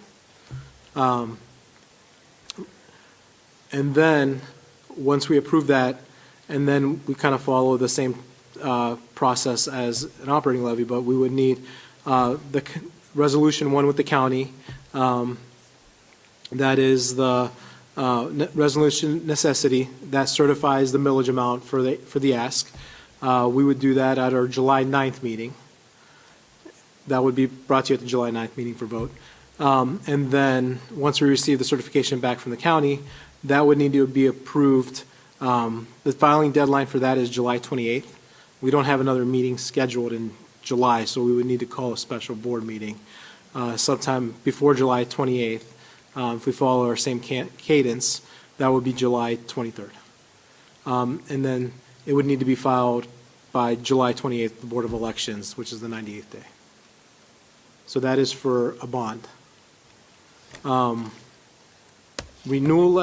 funds, renewal levy, or new money, if we're just talking about property tax issue,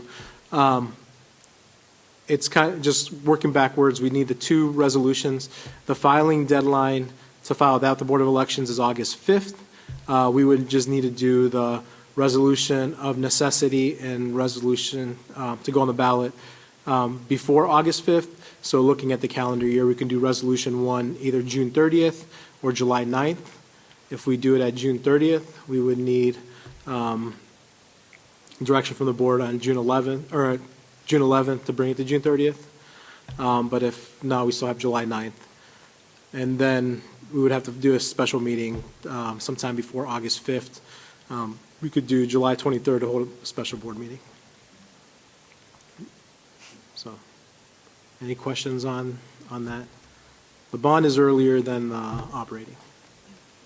So bond, we would need direction at our next board meeting if we decide to go for a bond. But we could also do the resolution of necessity and not move forward with the other two resolutions. So we could always move forward with it and then not do anything. We did that 2 years ago. Can we stop after the second part too? Can we stop anywhere in the process? Resolution number 2, Yeah. that is the resolution to give me authority to file with the Board of Elections. So no. Yeah. Gotcha. So we could stop after Just after the first one. the consent agenda, or after the 4% consent resolution. We can stop after the resolution of necessity. So that's two things? Or is that Yeah, at the well, same time? really, there's 3. The first one is the consent, the 4% consent. Okay. And then resolution 1 and 2, I know it's a little confusing, but the ones in July, like if you look, I'm going to try and blow it up. It's not, let me blow it up any further.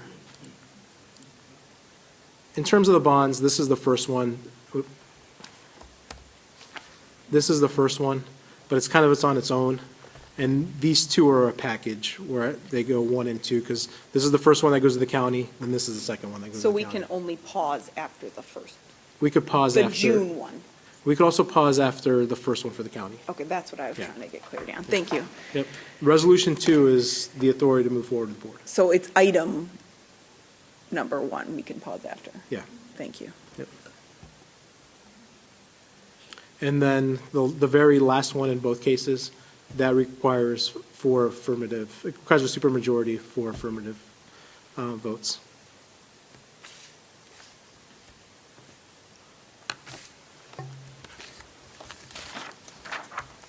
George, while you've got the mic, can you talk about the cash balance? Yeah. So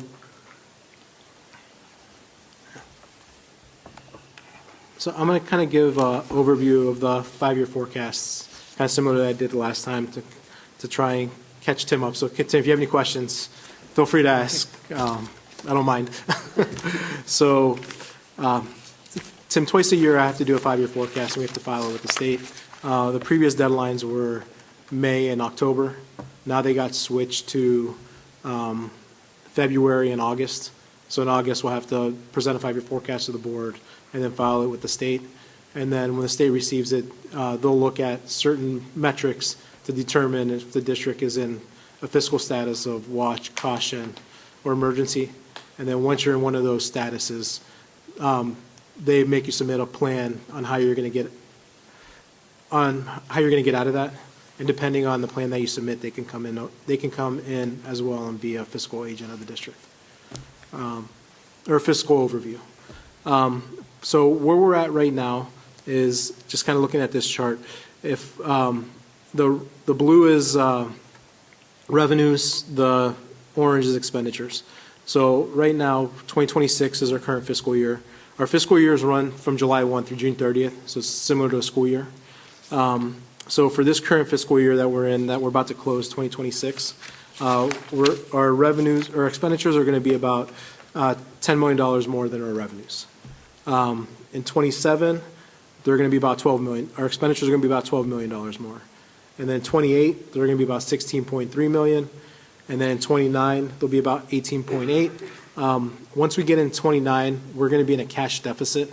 And by law, we're not allowed to be there. So we'll have to make either, we only have two options, either increase revenues or decrease expenses. And our only options to increase revenues is either a property tax levy or an income tax levy. And to reduce expenditures is obviously making cuts which impact programs. So kind of looking at a high level of the 5-year forecast. I have to present it in two ways, one with the renewals in the revenues and one with the renewals including the revenues. This one shows the renewals not in the revenues. It kind of shows it on the bottom. So our first year that would impact if the current renewal does not pass is 2028. It would be a half year coming off the books in fiscal year 2028, and then in fiscal year 2029 would be the full amount. If it is not renewed, our deficit spend in 28 would be about 21.5 million. We would finish the year with about $600,000 in cash in the bank. If it was renewed, we would have that 4.1 million, so we would finish about $4.7 million in the bank. The key thing for me is the deficit spend. Although we do have cash that we're drawing down, the wider that gap goes, it's harder to close that gap. And this kind of just puts the renewal back in the top. So the key thing is we have that renewal. If that's not passed, that increases the gap. But whether with the renewal or without the renewal, fiscal year 29 is the year that we go into a cash deficit that we have to solve. And the way that the state looks at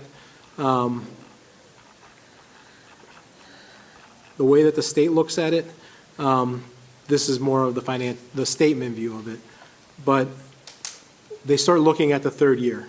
So when I filed this year, the third year was positive. It was 2028. When I filed it in August, the fiscal years are all going to shift now because 2026 is no longer the first year of the forecast.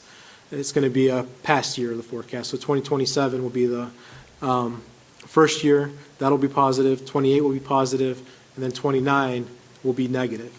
So sometime in September, maybe early October, we'll receive a letter from the state that you're showing a deficit on line 12.01.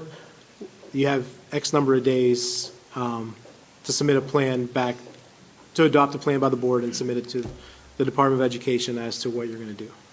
And then they'll be working with us to implement that plan. Going into fiscal oversight is not ideal. I've never been a part of it, but I know other districts have come in. Once you set a budget at the beginning of the year, you can't change it. You can't move you can't make any adjustments to it. If you have savings in a line item, they want you to keep it. If you want to transfer that savings to another fund, they won't allow it. They want you to spend whatever you budgeted in, so you kind of lose local control on that aspect. So ideally is not to get to that point. They want you to get stability and get you out. George? Yes. That, what you just described about not being able to move budget items and things like that, that's in the first level? That comes with the first letter we're going to get sometime this year? It depends on the level they come in. Okay, so that's not a given yet? It's not a given yet. Okay. The given is that they're going to send a letter and tell us to submit a plan. And you said submit a plan within X amount of days. Is it literally days, do you expect? I don't or know is if it- it's 60. That's Okay. where I'm not sure. I don't know if it's, I don't think it's 30. It might be 60 or 90. I'm not Okay. 100% sure. If we can kind of move into the month, I like that better then. What's that? If we're talking 60 to 90, where I can count in months, I Yeah. like that a little better. Thank you. Yep. I'm not 100% sure. I haven't asked those questions from the, yeah.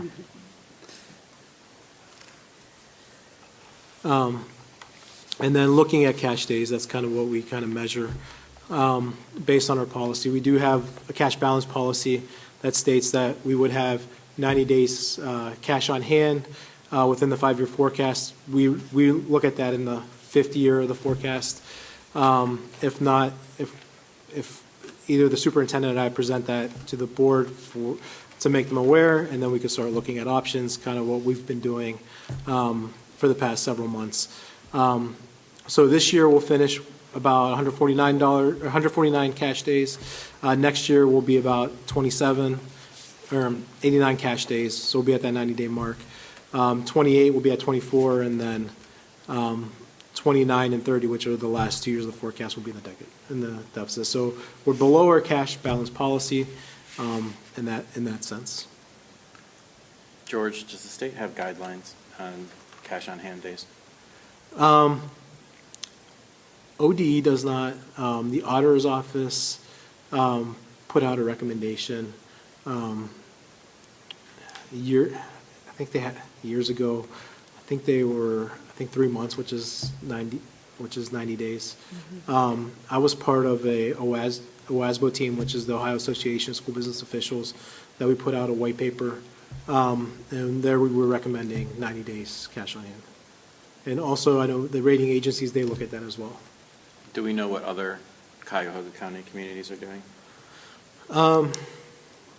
They're in the process of developing cash balance policies as well, just from kind of leading it. We were one of the first. I know in the past couple months where everyone's cash balances were being scrutinized, everyone was developing a cash balance plan. I don't know what each school in the county is, if they have one, but these were also newly ones rolled out from Neola to adopt. So we could start looking at their cash balance policies to see what they are, if they have one or not.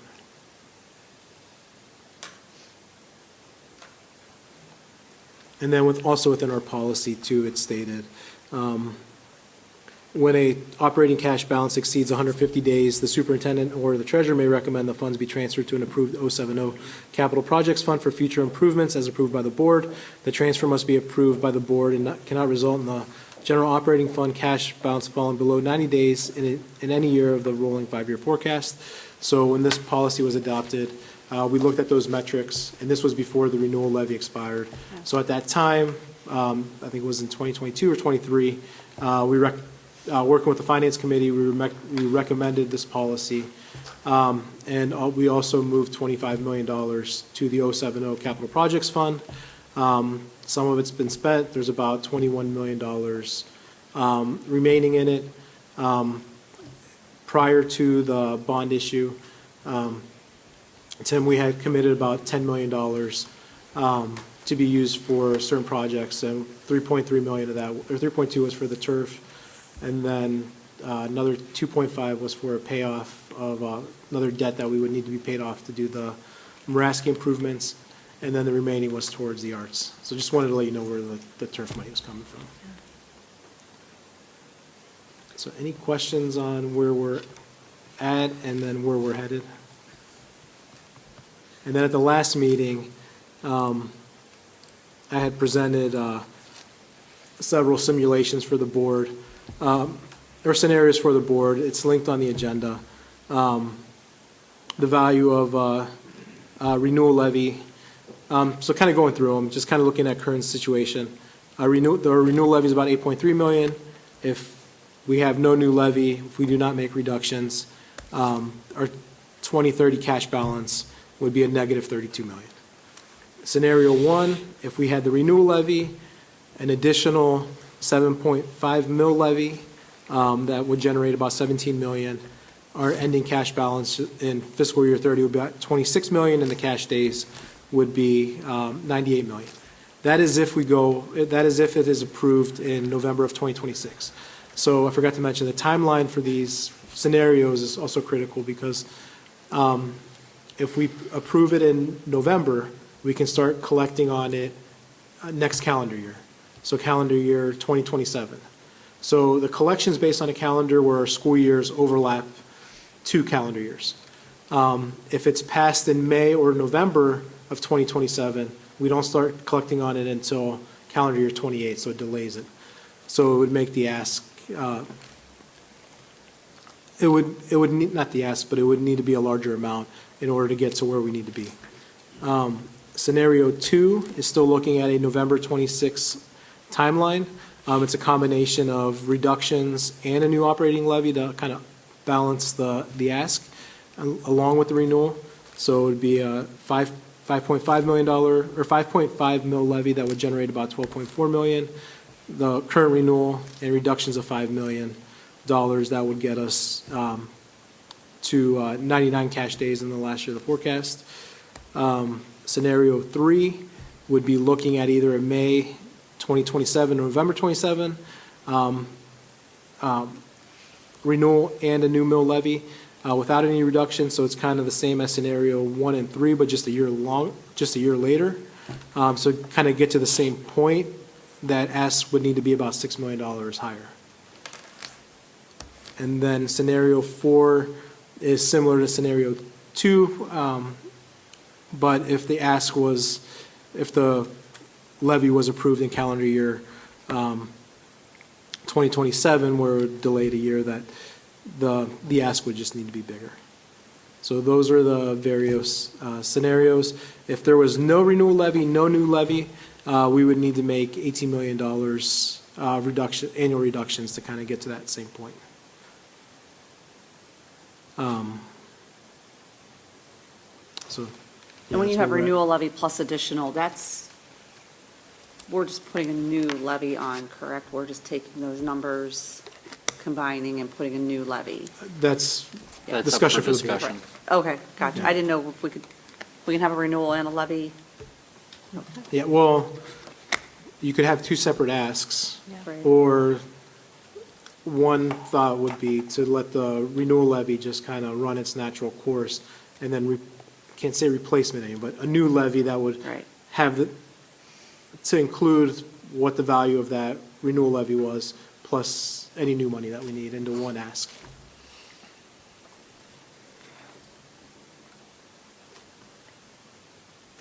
Thoughts, questions?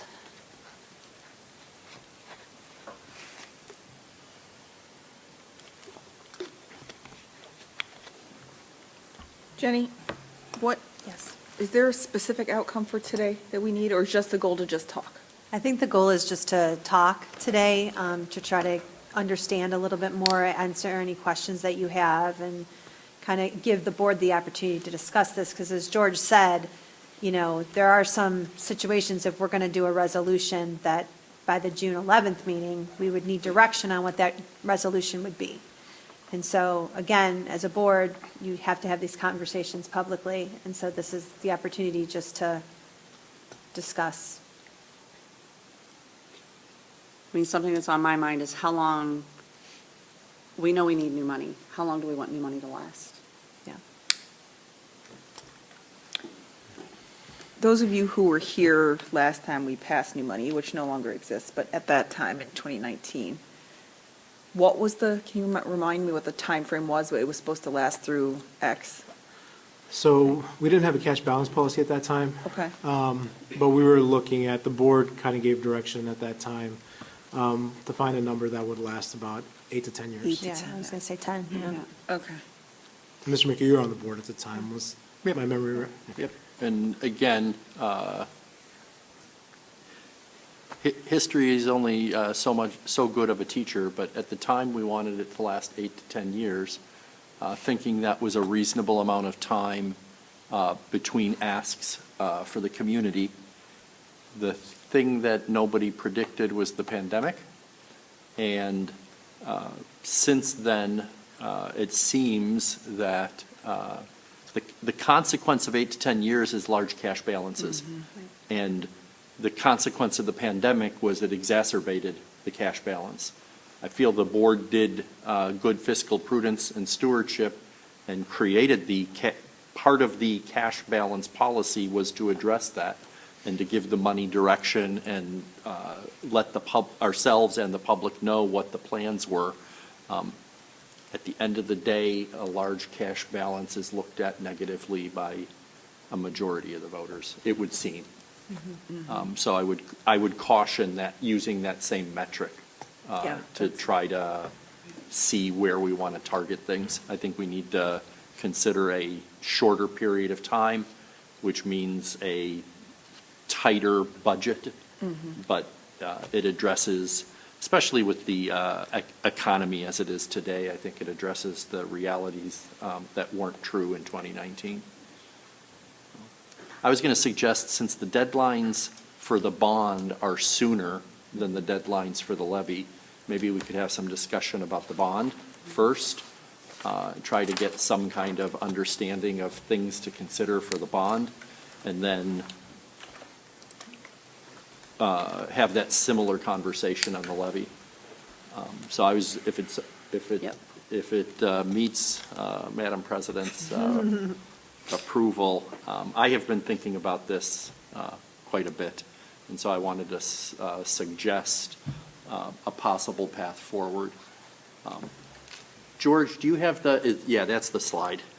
I can't read it that far away, so I'm going to read it closer up. Tim, you also have this handout for you. Which one is that, George? Is this the bond modeling? The bond project modeling. budget? So if we look at it, the original May 2026 bond was projected to come in at $158 million. We were going to use approximately $10.5 million from the 070 fund, and so the ask was $147.5 million for the bond, rough numbers. The estimate of a 3% increase is in November brings us from 158 to 162. We don't get a 3% increase in the bond, so we would still earmark potentially the $10.5 million from the 070 fund, which takes our ask to $152 million. So one thing that I wanted to see whether it resonates or not is to go back to the voter. We felt that we did a great job comparatively from previous things with communication, et cetera. It seems that we had some positive resonance. But go back to the voter and have a honest, frank conversation and say, as a board, we will find the difference. And the ask will be the exact same ask as we did in May of 2026.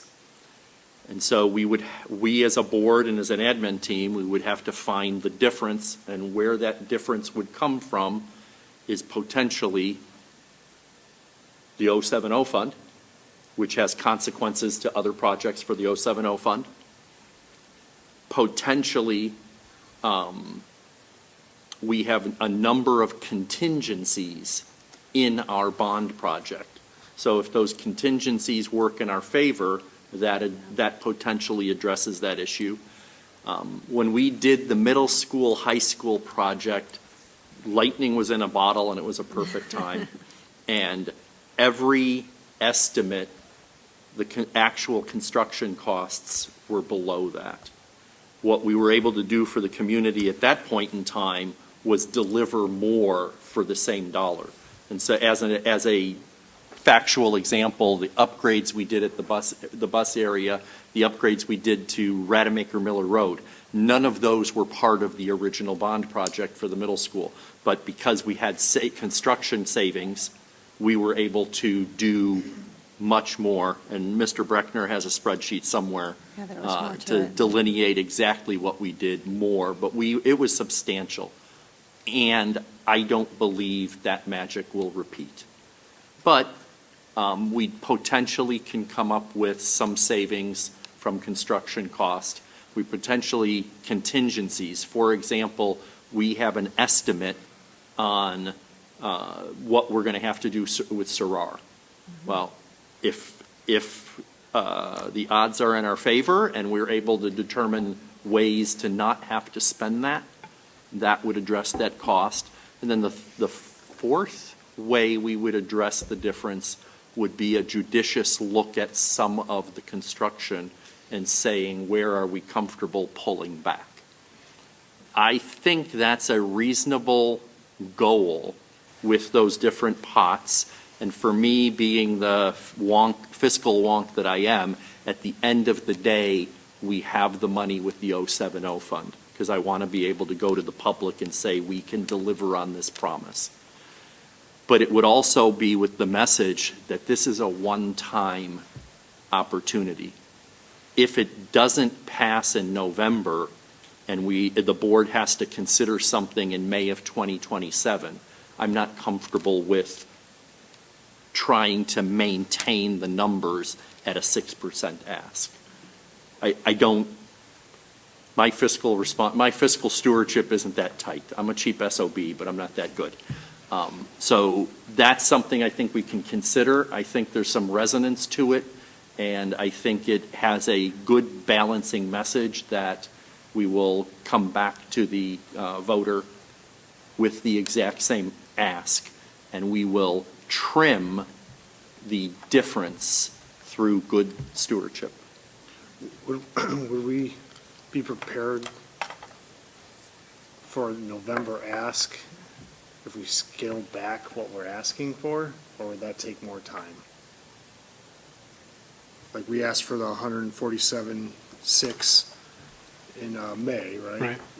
And obviously the plan made sense and it still makes sense, but just knowing how the outside world acts and reacts, are we prepared to scale it back to be ready for a November ballot, or no? I think the difficulty from my perspective is where you come in on the conversation, right? And so this plan that the May 2026 plan that we went forward with, we've already had those conversations in spades, not, well, let's see, and then we'll see if we come back. So the challenge is there's not a whole lot for us to say, you know what, that was a nice to have. We've already gone through this and said these are need to haves with the lens of we want to be in a position that the district's buildings are planned for the next 30 to 50 years. And so, yeah, you can, and we've done it. We've been at the community meetings where they're like, well, just cut it in half. And it's like, well, you can cut it in half, but now we're making a 15-year plan. And some of it doesn't hold up regardless. And I just, for my opinion, to just share it, is you get into that trouble of sometimes you're just looking at numbers on a spreadsheet, and it's real easy to say, well, I'm just going to lop 10% off. And then you go back to the project, and you're like, all of this stuff this is all critical, right? And I will give credit to Cameron and Jenny, et cetera. They've done the work with the architects and said, what do we truly need? And used what I call Strongsville values. It is middle of the road. Yeah, you could do less, but the consequence of doing less is you'll regret it. That's my 2 cents, but with inflation, it's at least a nickel. That was the same question I've been thinking about, Tim, is we've heard that from the public of, is there a way to make this cheaper? Probably, but it would require starting the whole process all over again. We would have to go, we've been doing it, 2 years, solid 2 years of feedback from the community, and we could, but it probably not fast enough. And that's where I get hung up, is I want to consider every option, but I think we've done that to the best that we can for right now. I do think that's an interesting suggestion about we'll make up the difference of the 3%. because it keeps the number the same. But it also highlights the risk of waiting for the public. Like, and I don't think that risk hits home very often of 3% every time. It's an interesting suggestion.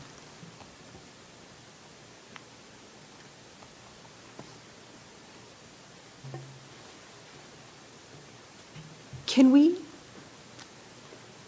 if there is no harm in going forward with the first bond, can we just agree to do that?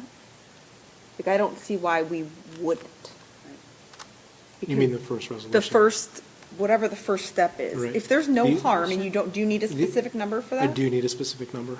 Okay. Because that can't change once that's, Okay, so that's, or it can't go high, it can't go higher. okay, so that would be the, Yeah. we have to come up with the number. Right, it needs to be a reasonable, we can't make up an, I remember this from our fall conversations. There has to be a number in there. It has to be tied to something. And we can go down when we do the final resolution, we just can't go higher. Okay, so we could, in theory, add the 3%, make it for that max value, and then take time to consider if we want to pull it By- back a little bit. By the time we do that,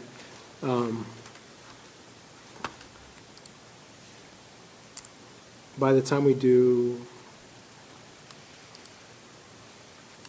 this resolution. So July 9th. The July 9th, we would need the actual number. So that gives us an extra month to really get feedback from the community, Right. kind of test it in the water. I mean, that makes sense to me. I don't see any risk there for us doing it that So we way. could do the resolution of necessity with, essentially with 152 million Yeah. asked.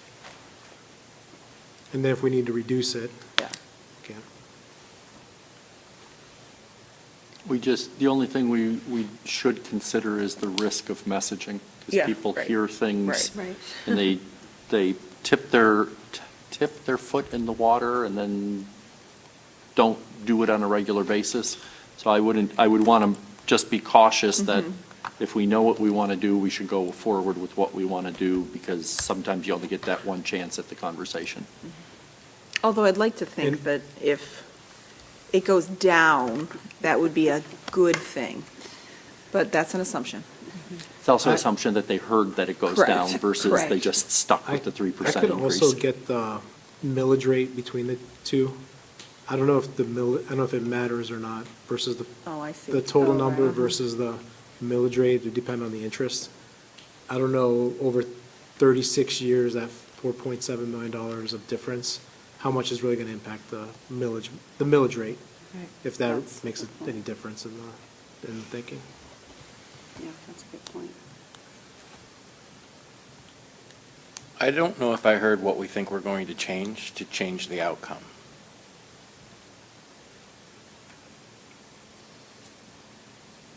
Other than just doing it more, executing again, do we think that the voters have buyer's remorse and they regret not showing up to vote for this? Like, what's our thoughts on that? Because I didn't hear that we were changing anything. I just heard that we're yes and more of it.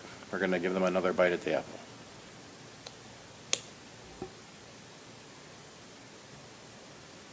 You're right, no, we didn't talk about any changes.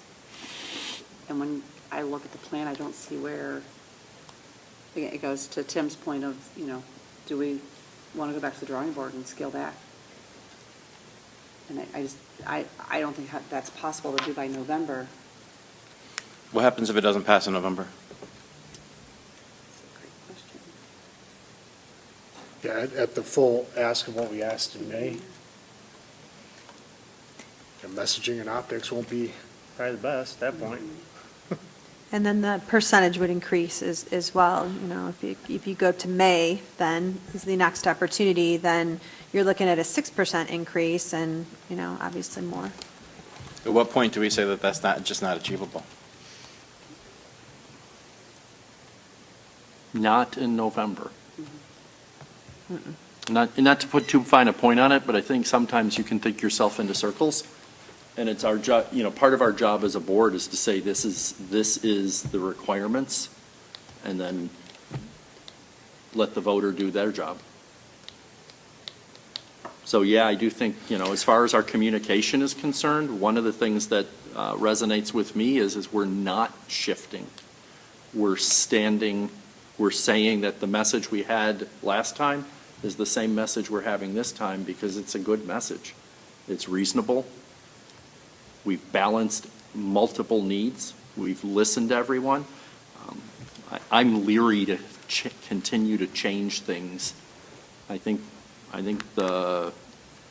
don't see anything defective in what the project was. I think the project was, being new to sitting here and being an outsider, 3 hours ago, I thought the project was fantastically laid out. I thought that everything was explained in very well detail, and as a community member, I was extremely excited about it. Obviously, the outcome wasn't what we wanted, so I think the whole aspects of it was great, and the ask is, again, I'm coming in the middle of the game here, we're in the fourth quarter. Was it a lot to ask at one time? I don't know. I haven't heard that yet, but that could be a feeling that others are seeing is, X amount throughout the course of a year out of, my pocket. Do we ask for too much at one time? But if we're not ready to do this again now, in terms of the whole, we're not ready for November. That's what we're saying, right?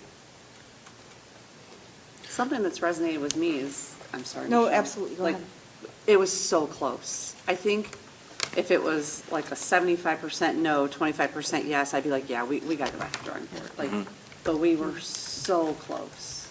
400 some votes. No, I don't disagree. And that is a positive for me to think that we still can do this. And we know where the hot spots are at of where we need to tackle. I agree with that, but I think that, from my perspective, I'm more concerned about an operating levy than I am about a bond. And I feel I don't want to overload November. That we asked for too much and we're given no, even if one or the other would have had merits and had legs. You're worried about like a double no, essentially? Yeah. So you're saying go to the table with both? Asking for too much in November, I feel like is a real risk.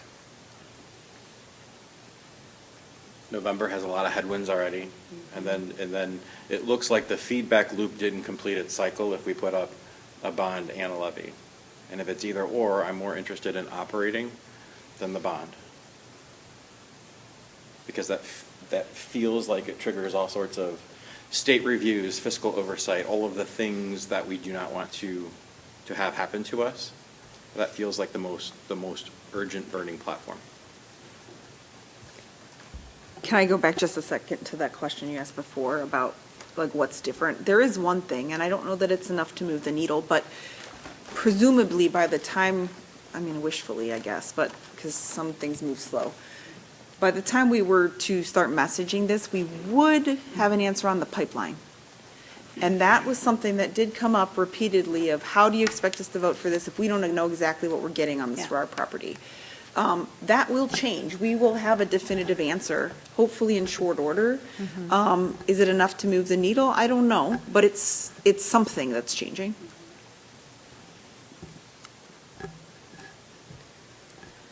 No, that is changing. I don't know the magnitude of that impact. But it certainly affects certain people a lot more acutely.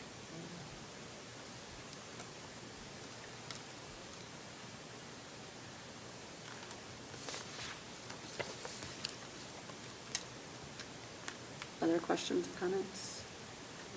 I was just going to highlight one more thing. It's on the bond levy analysis sheet. It has blue on it for you to, yes, that one. Again, just there are some givens that Cameron highlighted at the top. So again, just to kind of bring your attention back to that. And George, jump in if I'm saying anything not correct, but. Jenny, which one are you on? I'm on the bond. Bond levy analysis. Yes. Is it one of the ones that's late, or this one? Oh, It's listed on the sheet, George. Second from the bottom. Yes.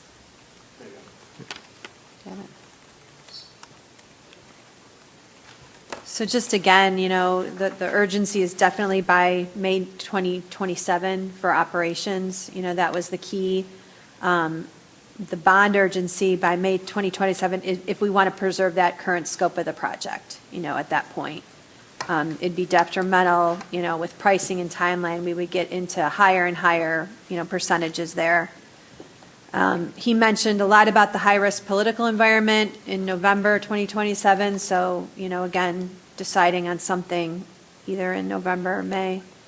There's a lot going on with the tax sentiment and property taxes, and that's still there. So it just kind of, as you're talking, kind of reminded me of some things to think about in terms of the urgency of certain things and the cost to it for, waiting on others, so. And then again, just to anchor you, Tim, in the scenarios there's different things that he outlined as well, for different options and things that you can think about.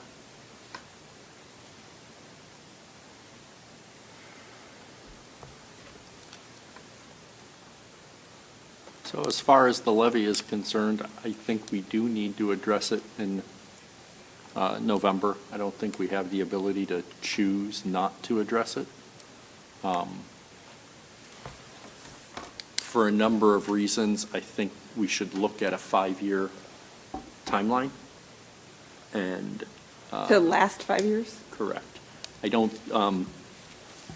there's the needs of the voter, there's the needs of the district, and they intersect. But I don't think we can. I think it confuses the waters much too much to have multiple leapfrogging levies for operating funds.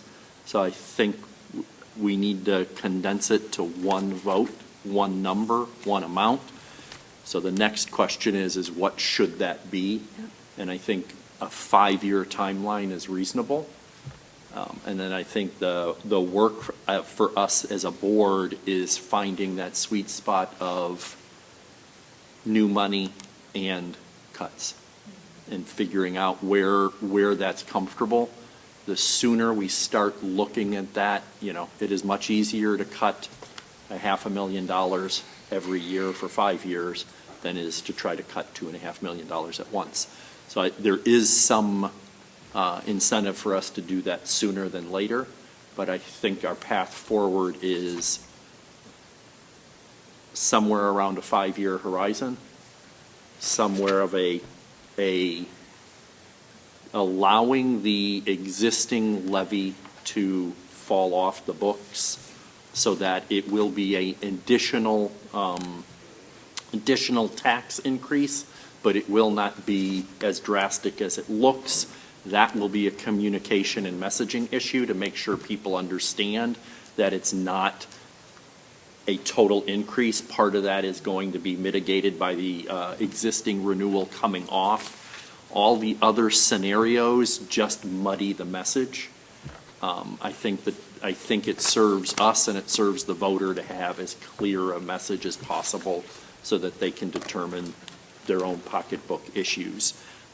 I don't think we can stage them. I think we need to put them both on the ballot in November at the same time. One of the things that I heard multiple times when we were out talking about the bond is everybody asked, but what about the levy? Mm-hmm. And it was always in the idea of they were afraid that when's the other shoe going to fall? And so I think as a board and as a philosophy, we should just be as honest as we can with the voter. And we have a building issue, and it's serious, and waiting has financially detrimental consequences. We also have paycheck issues. We have operating fund issues, and waiting has detrimental consequences. So I think our work is to find out what those amounts are, what are reasonable to allow us to provide the opportunities in the education at the best value to the taxpayer. And then Eric, some of it I think we just need to be honest and allow the voter the opportunity to tell us what they think, knowing that our track record's not very good. I agree with that. I'm just wondering that feedback loop, when they do tell us what they think, what do we do? And I want to be respectful and come back with different options, right? And The part of the feedback is if it fails, what will we have to do? And George has already started that conversation. If it fails, we're looking at either 18 million or $24 million in cuts. So what does that actually, I mean, it's easy to say, we all know internally how draconian that is, but we are not breaking any guidelines or rules when we say, if it fails, these are the draconian cuts, this is how the district will look. And, you know, some people are going to take their pot shots, but I think it's factual, and I think as long as I can comfortably and honestly say, these are our options, I trust that the voter will make an informed and correct decision. yeah. I like your thoughts on the operating levy. I kind of agree with that. I think 1 versus 2 makes sense to me. I like it combined. In my head, I have this talk track of get to green. I like it because it's Mustang. But then also getting us into a fiscal plane for a 5-year plan. That's how we plan. All of that kind of sings in a very, you tune into even half of these meetings, we always talk about a 5-year plan, asking for 5 years worth of funding, and that we want to get green and out of the red is a nice counter to our cash on hand, cash over caching that we've had and we found ourselves in before. That's no longer a thing. And I think even calling that out and saying get to green acknowledges the fact that we are in the red. We want to be healthy. People want that naturally. So I feel like that's a winner of a message. I wonder if you layer on then this bond issue, if it's not sticker shock and too much, and then if that gets combined together, then we just up the stakes, right? We kind of go all in. And I don't know if how people would react to that. I suspect it won't be great. So that's kind of just where my head's at as I'm starting to think about this. One little quick capper, I do think the 90-day cash balance policy is sound, and I don't think we should deviate from it. From a cash flow perspective, we only get cash twice. What are we going to? We only get cash twice a year. So if anything, I would be arguing for a larger period of time. But to suggest that when you only get cash twice a year, you're going to go for less than 90 days cash, that's not something I think is wise for anyone. 90 days cash, knowing cash flows twice a year, concerns me all by itself. I can come up with scenarios where that's a problem, but to consider a 60 or 30 day, I don't see how we realistically advocate for that. So as far as that, coming up with that number for the millage of the increase in money plus cuts, I would want to incorporate, I would not want to deviate from that 90-day cash balance policy.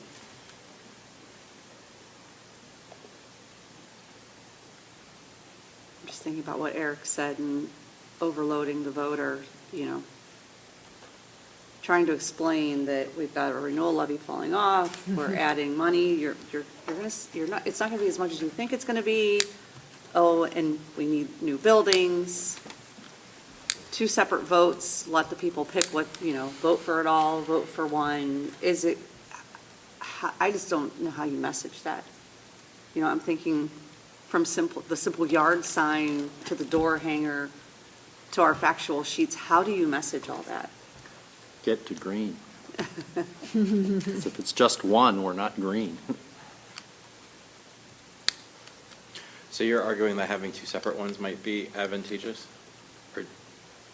I think if we go operating all, or bond, sorry. No, if we go all in November, I would want it to be separate. All Operating in meaning we're going to do operating and bond. and bond, but Two two different separate two issues. different questions. Okay. Yeah. Give the voter the option. You can help us operationally and help us build new buildings. Mm-hmm. So you saying like that, or you think that's overload? I like that because when you look at the spreadsheet that we're going to add $10 million to our project if we wait till next May.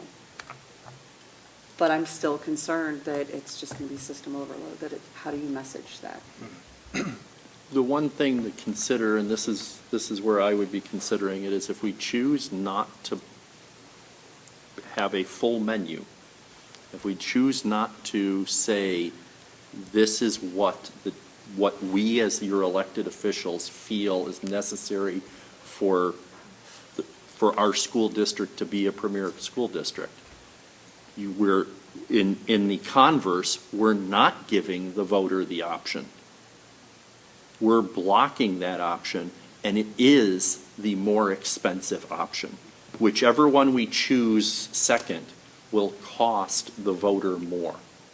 And so as far as messaging is concerned, for me, the message is if you want to, A, have this thing of value in our community, and you want to do it as cost effectively as possible, the time is now to do both. And it's the same argument as retirement planning. How do I do it? I just don't think it plays psychologically. I think it's factual. It's mathematically correct. I can't argue against it. But from a psychological perspective, I just don't know if people will meet us there. Especially with this anti sort of tax point of view, and some people being very cavalier about their understanding of taxes and wanting to kind of revisit that and what that means. But we did have a room full of people. So we just have to figure out how to get for sure the passion out there. I 100% agree with that too. But there's a group of people that I just don't know if they're very movable, and so I'm trying to understand that. I don't want to triangulate on people who aren't movable, who are kind of like, I can't even do what we want to do now, and I don't want the district to have to be lowest common denominator, because we have to find a path forward. If we want to continue to be a premier district, if we want to continue to be a destination community, it requires investments in certain ways, and it's on us to sort of stage those so that they become digestible and palatable. Throwing them out there and saying we have lots of needs, I could see someone saying, everyone's got needs right now. I'm with you, sister, right? Like that's kind of where everyone's at. So that's why I'm thinking of one or the other, but I'm more worried about an operating perspective, because some people were scratching their heads and saying, you guys were just asking for money for operating, and then now you're in the bond. Where are we at with that? I'd like to have one message, I guess, or bifurcate it, but hopefully it doesn't. I'd want to understand how that plays out psychologically, having two different things, two different line items.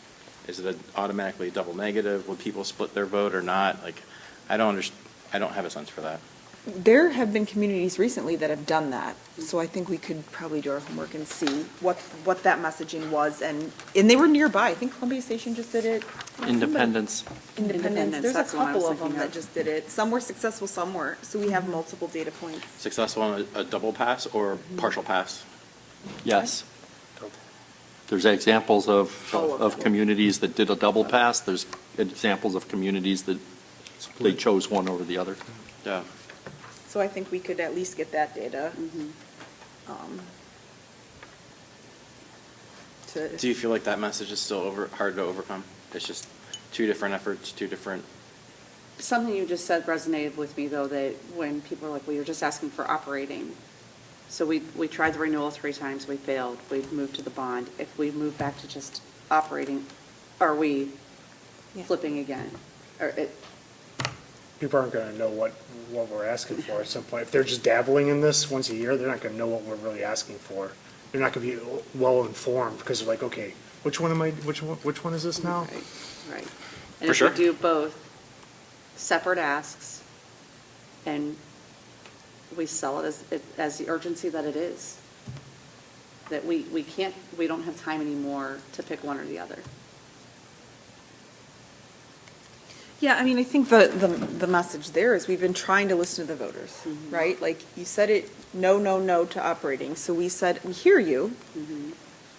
let's try something different. Let's see if this is a need that resonates with the community. And we have feedback, and it was really close. So, yeah, I think the risk is going back and forth is confusing. As far as consistency and message is concerned, we were consistent with the bond that the levy discussion, the operating discussion, would be the next conversation. So from my perspective, we're still being consistent. The only difference is we're still pulling the bond question forward because it failed. But to Eric's point, all of this is dependent on the voter, but I'm comfortable that we have a good message, and I'm comfortable that we'll accept the voters' response. Would you put both of them forward as separate?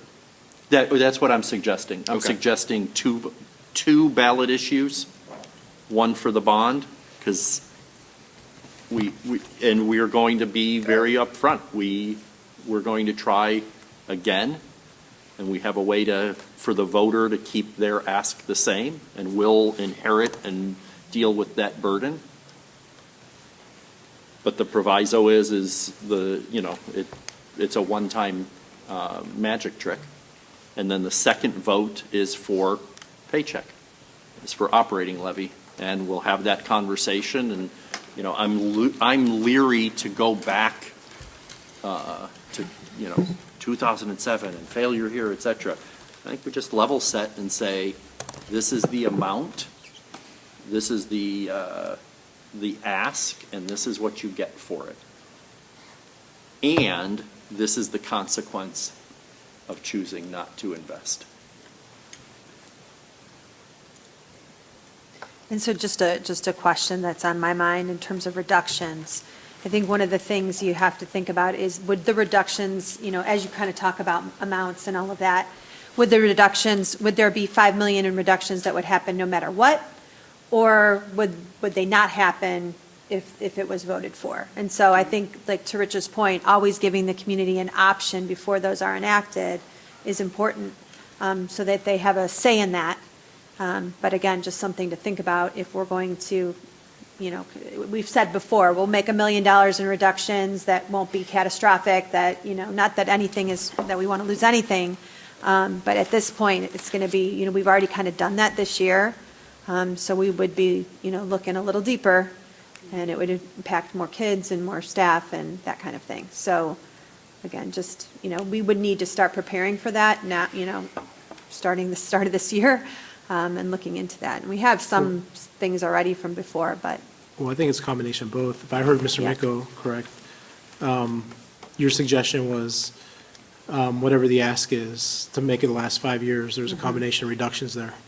But I think we also have to be prepared if the ask, the ballot issue that's out there, if it doesn't pass, that we have to make those, not just the reductions that were tied to the levy, but the value of the total ask to get us to where we need to be as well. So I think we would Right. need to be prepared for both. Right. Yeah, and that resonates with me. I mean, the coming up with that 5-year amount and what that increase, I don't think we're in a position to say that we're not going to try to tighten our belt at all, right? Agree. So we need to tighten our belt. We've already started that process. We need to put some specificity to it, because we can't save that money every year unless we start saving that money every year. And then, to George's point, we need to be clear that these are the cuts if we achieve voter support. These are the cuts if we don't. Right.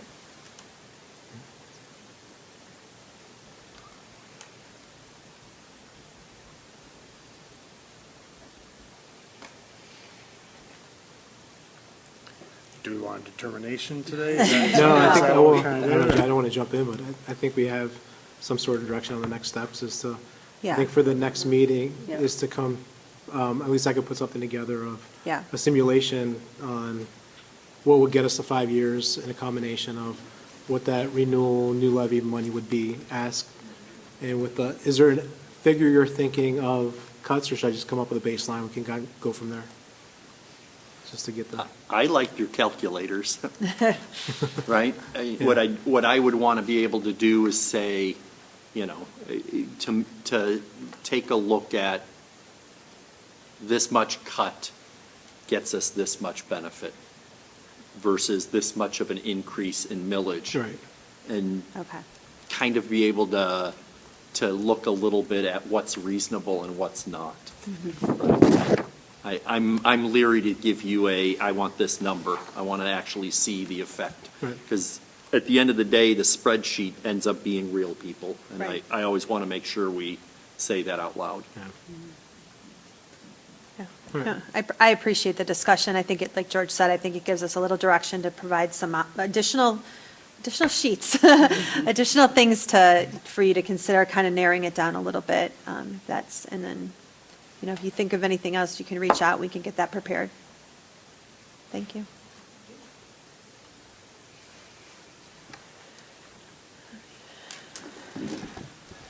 Would you like me to continue? Okay.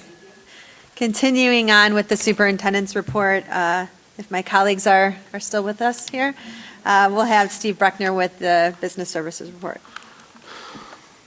Good evening, everyone. There's a few items in the business services section for your consideration. The first is a transportation for non-public students. Be resolved upon the recommendation of the superintendent that the school bus transportation for the students listed in the exhibit be declared impractical. The time and distance required to provide transportation, the cost of providing transportation in terms of equipment, maintenance, personnel, and administration, and the additional service unavoidably disrupts current transportation. Be it further resolved that in the payment in lieu of that we would pay the students attending this school, the reimbursement will be based upon the amount allotted by the state. The second item is for still declaring a school impractical that we had discussed at the last board meeting. Be resolved upon the recommendation of the superintendent that the school bus transportation to St. Mary's Catholic School, located at 250 Craft Street, Berea, Ohio, 44017, be declared impractical for the 26-27 school year. The time and distance required to provide transportation, the cost of providing transportation in terms of equipment, maintenance, personnel, and administration, and the additional service unavoidably disrupts current transportation schedules. Be it further resolved upon the recommendation of the superintendent that the Board of Education, in lieu of providing transportation, pays parents of students attending the school. The reimbursement will be based on the amount allotted by the state.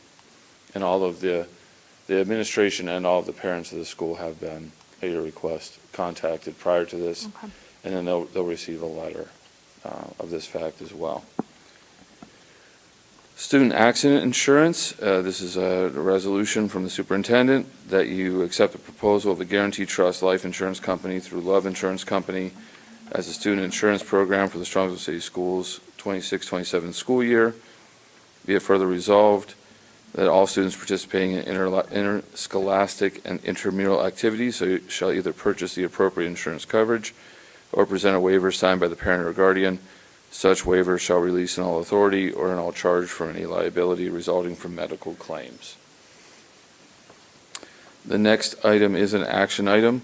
Be resolved upon the recommendation of the superintendent that the Board of Education accepts the estimate from Pavement Maintenance Specialties for the sealing of the parking lot at Strongsville Middle School, not to exceed the amount of $26,575. Do I have a motion? So moved. Second? Second. Motion by Michelle, second by Eric. Do you want to explain? So earlier this year, a few months back, the board accepted a bid to go to the middle school and in 3 specific areas mill down the asphalt that's there and rebuild that asphalt. There's just some sections that we're starting to see some shifting, and it's causing what I call alligator cracks, or when the cracks are in close conjunction with one another. That usually means that the asphalt has been compromised, and no matter how much tar you put on that, no matter how much sealing you put on that, it's still going to do that. Of course, with Ohio, with every season, mostly winter, being seen here recently, it's going to keep freezing and thawing, opening up those cracks. So that was the first thing. This is specifically looking at sealing the rest of the parking lot once that work is completed. That work is to be slated to be completed within the first part of June. So once the milling is done and they've rebuilt the asphalt, this company will then come in and reseal it, which we're more familiar with even in a residential setting of just putting the tar on there, making sure all the cracks are covered so they don't expand any longer, and then restriping to existing. That specific portion is what you're voting for tonight. Thank you.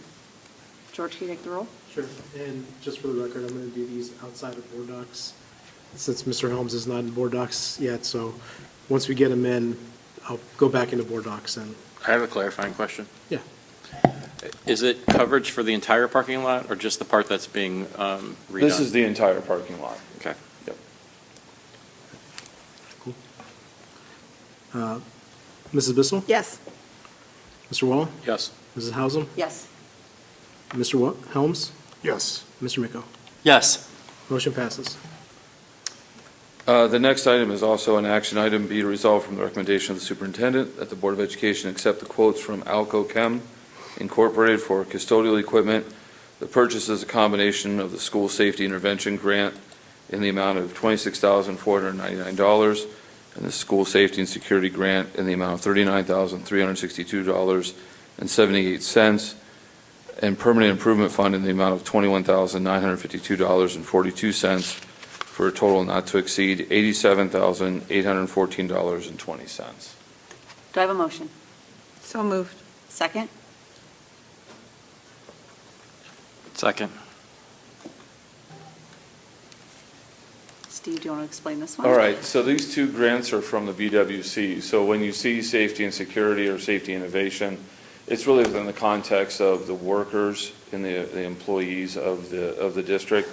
Not to say we can't also use this money, which is a 3-year cycle, for some other endeavors, but it's specifically designed to keep the employee safety and meet OSHA requirements. So again, these are renewable every 3 years, but it is a district match. So basically, it's a 3-to-1. For every $3 you spend, you put $1 in the bill, and BWC turns around and puts $2 in the bill, up to a certain amount, which I believe on these is $50,000. So what I have been working with the custodians for a while is how do we get new equipment to them. Some of the equipment is even from buildings that are no longer with us, that just they inherited when they came in. So it was economical at the time, but that equipment has reached its lifespan. And I was able to work with the BWC to get the quotes in place. And as you can see, we're getting almost $88,000 worth of equipment for a district investment of a little over $20,000. Any questions? George, can you take the roll? Mrs. Bissell? Yes. Mr. Wall? Yes. Mrs. Hausum? Yes. Mr. Helms? Yes. Mr. Miko? Yes. No, sorry, another action item tonight. Be resolved upon the recommendation of the superintendent, the Board of Education enters into an agreement between Strongsville City Schools and ALCO for the vendor managed supply program as stated in the exhibit for 1 fiscal year, not to exceed $57,552, funding to be from the general fund, supplies, materials for custodial. Do I have a motion? So moved. Second? Second. So this is, we've had this agreement in place, I believe, for about 5 years now, if not a little bit longer. So ALCO years ago came to me and said, we would like to do this vendor managed program with you where for an amount of money that they went through and did all their research, they said, well, it'll cost you this much this year and you will get unlimited chemicals and also ancillary materials, some mop heads, brushes, things like that, under this vendor management program. If they don't calculate correctly and they lose money in the deal, after a certain percentage, it's their accounting error and they'll have to fix for it. If they charge us too much and we don't buy up to what they've said, so like this year, $57,000, we then get a credit so we can buy maybe some equipment from them, other materials that aren't covered by the vendor management. So It was a unique relationship rather than just paying every month. This is a way that I can estimate the costs, break this down by 12 months, and then, work with my custodians to make sure we stay within budget a lot easier with this program than some programs that we previously had. So it's just an extension of that. Barring 1 year, which we can all guess, but we're too tired to try and do that, COVID, it has been spot on, and it's been a push as far as we were within the reasonable limits, where maybe we got a little bit more product, but it was within limits of, we didn't owe them any more money, they didn't owe us any money or any equipment, so it's been a very good relationship. And every year I do check with the custodians, and they're very positive about the chemicals that we are using and their effect of helping us keep the place safe and clean. Any questions? I'd have one, Steve. You said it's approximately 5 years we've been doing this? 5, I'd have to go back and look. Maybe 6, because maybe, yeah. COVID's on the 6-ish. But do you see there coming a time when you need to shop this around again? Like if there are other companies we could partner with, or, is it better to go back to the old way? Do you see that coming in the near future, or you expect this to hold for a while longer? I would say next year I could do that. With the volatility of the market, with COVID still being in effect, this has been the safe route because, again, we know what we're spending. When we went out and looked at other places, they could not guarantee month to month what the product was going to cost. And I didn't want to start taking that risk of maybe we win that month, but we lose the next 3 months. I wanted some consistency. Now that the market is, and some people that we even had vendors with, that we were partners with back when we started this, they're not even longer in business. They've been bought out by some larger companies. I have no problem going out and looking at that because the market seemingly has leveled off. But again, it was just the ease of budgeting this, but I can definitely go back and see. I just don't know how to account for the volatility that could happen at any moment. So. Any other questions? Have we ever had any complaints about any of the chemicals that we use? People who are handling them, that they're too harsh or they're not environmentally friendly? I won't say no complaints because we always have people that have opinions that we, of course, value. But what I would say is, by and large, we have been able to address any concerns that come out through, if for example, we had, of course, the virus just leapt out of my head. We had a virus over at Sarar, and norovirus a few years ago. And there was a lot of concern of, do we have the right product? We had the salesperson come out, and yes, everything was rated to combat norovirus. So whenever we've had questions, we've been able to educate people on what exactly the chemicals can do, and usually it calms down. The only other complaint I ever hear from the custodians is they like the smell of some of the other. And I said, well, then just get an air freshener and find that smell. But if this is working and we know what it's going to cost, I don't see a reason why we would go away from it. But to answer your question, there's always opinions and comments. Sometimes they come from representatives of other companies trying to also open and wedge their way in to try and get our business. But as far as anything of that we have a deficiency with chemicals that we're using, I have not heard or seen anything like that. George, can you take the roll? Mrs. Bissell? Yes. Mr. Wall? Yes. Mrs. Hausum? Yes. Mr. Helms? Yes. Mr. Miko? Yes. All right. And the last action item in this section is for the Muraski Elementary and Sarar Elementary roofing improvements. Be it resolved upon the recommendation of the superintendent that the Board of Education accepts the proposal from Warren Roofing Insulating Company. The contract is under the AEPA, State Agency, Ohio Council of Education Purchasing Consortia, or OCEPC, for the roofing improvements at Muraski Elementary and Sarar Elementary, not to exceed the amount of $669,500, and this is to come out of the Permanent Improvement Fund. Do I have a motion? So moved. Second? Second. Motion by Ms. Bissell, second by Mr. Wall. So this is a little bit of a price tag, and I know money's been talked about a lot. So this money will restore the back half of Muraski, which regardless of any kind of bond issue plans or whatever, was always going to be saved. The reason why this is so important is from all the thermal imaging that we've done on the roofs, Muraski is in danger of moving from restore to replace. And it's only a couple letters in the word, but it's a large amount of money on the bank book. So in order to save that money that would take to replace the roof, we need to act and restore that roof as soon as possible. The rest of the roofs that's going to be used is what I've termed aggressive maintenance. And I'm sorry, the back half of Muraski then will be under a 20-year warranty with this money. The front half, which is, according to what we had up for the bond issue, was the part of the building that was going to be replaced or restored. And then Sarar, of course, was going to become a new building. But those roofs are leaking. Instead of putting forth money to have those roofs, with a 20-year warranty when we don't know yet, and from the last discussion, it seems like we're centering in on some ideas, but ultimately it's in the hands of the voters. What I'm proposing is we do aggressive maintenance on the Sarar roof and the front half of Muraski that could get us 5 to 8 years worth of time for a minimal investment.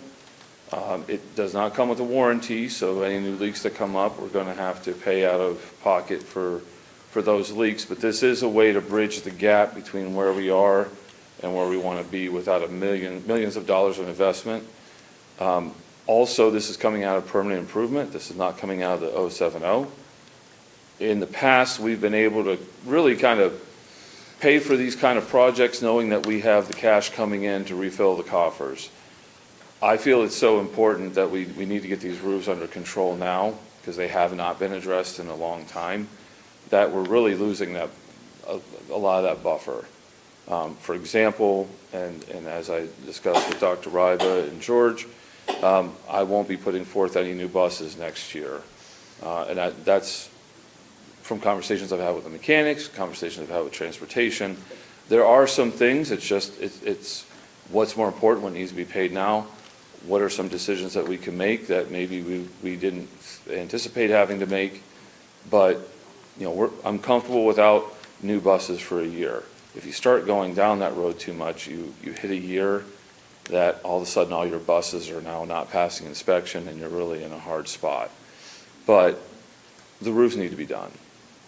And I feel like this is the most practical way of restoring the roof that's still able to be restored for a 20-year warranty, and then doing enough maintenance on the front half of Muraski and all of Sarar in order to get us down the road a bit. And just also to put in there, looking at a bond passing, there's still a passage of time that happens between the money being here, construction, and then us moving in.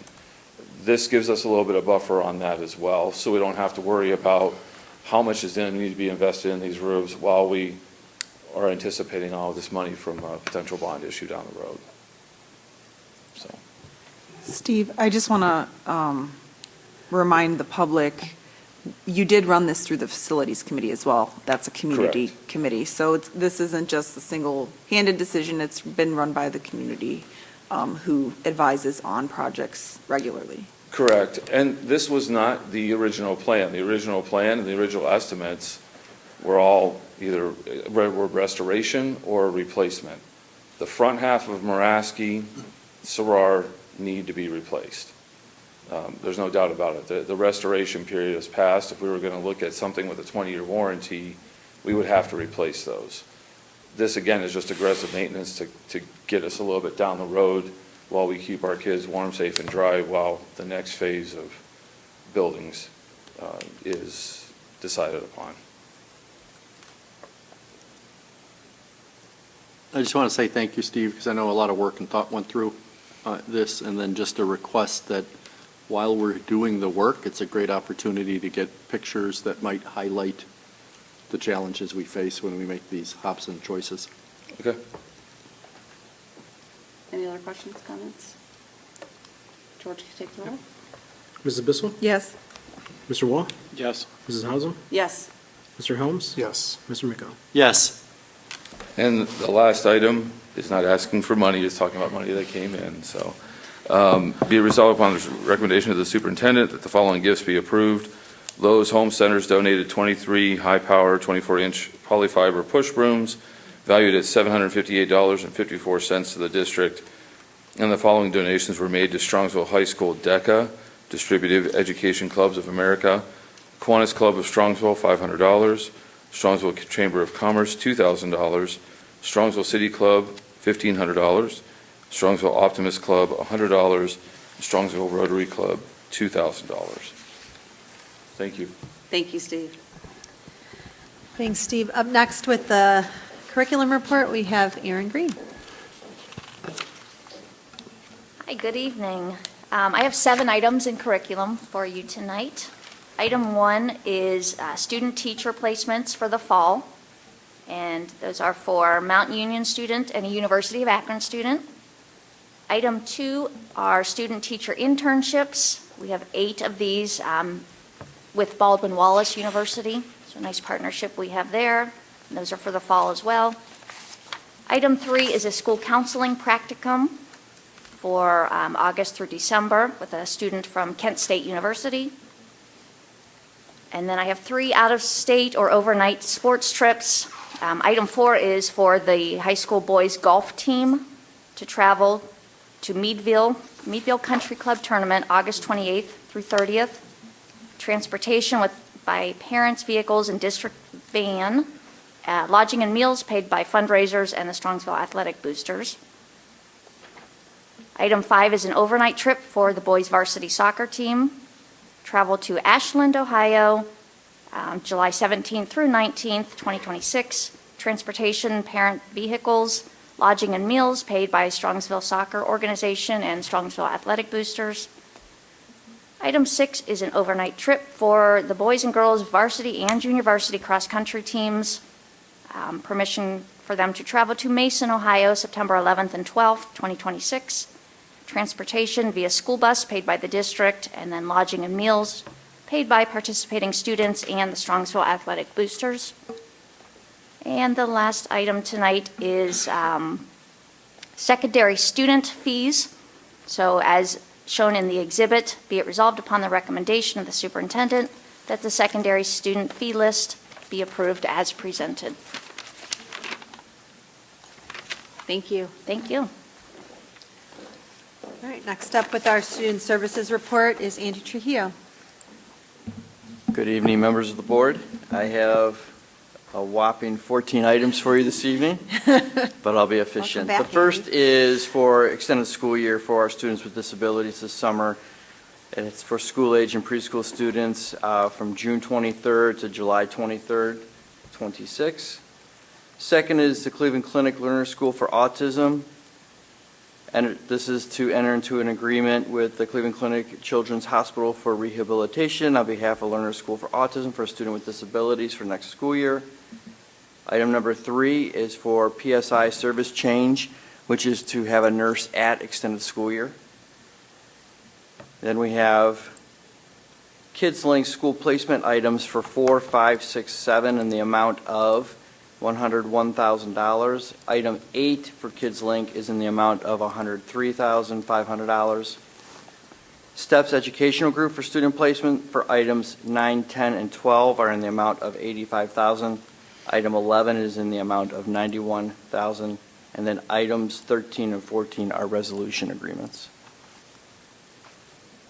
Any questions for me? All right. Thank you. Andy. Thanks, Andy.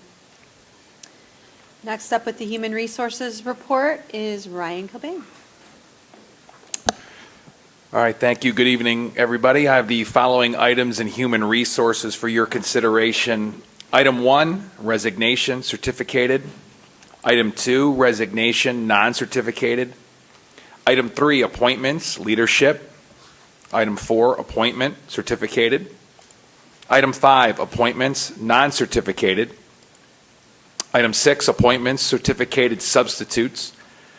Item 7, appointments, non-certificated substitutes. Item 8, appointment, certificated district substitute. Item 9, appointments, certificated athletic supplemental contracts. Item 10, appointments, non-certificated athletic supplemental contracts. Item 11, appointments, summer learning 2026. Item 12, changes in status, non-certificated. Item 13, contract recommendations, administrative. Item 14, contract recommendations, leadership. Item 15, contract recommendations, certificated, continuing contracts.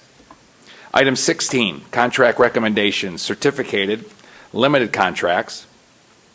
Item 17, contract recommendations, non-certificated.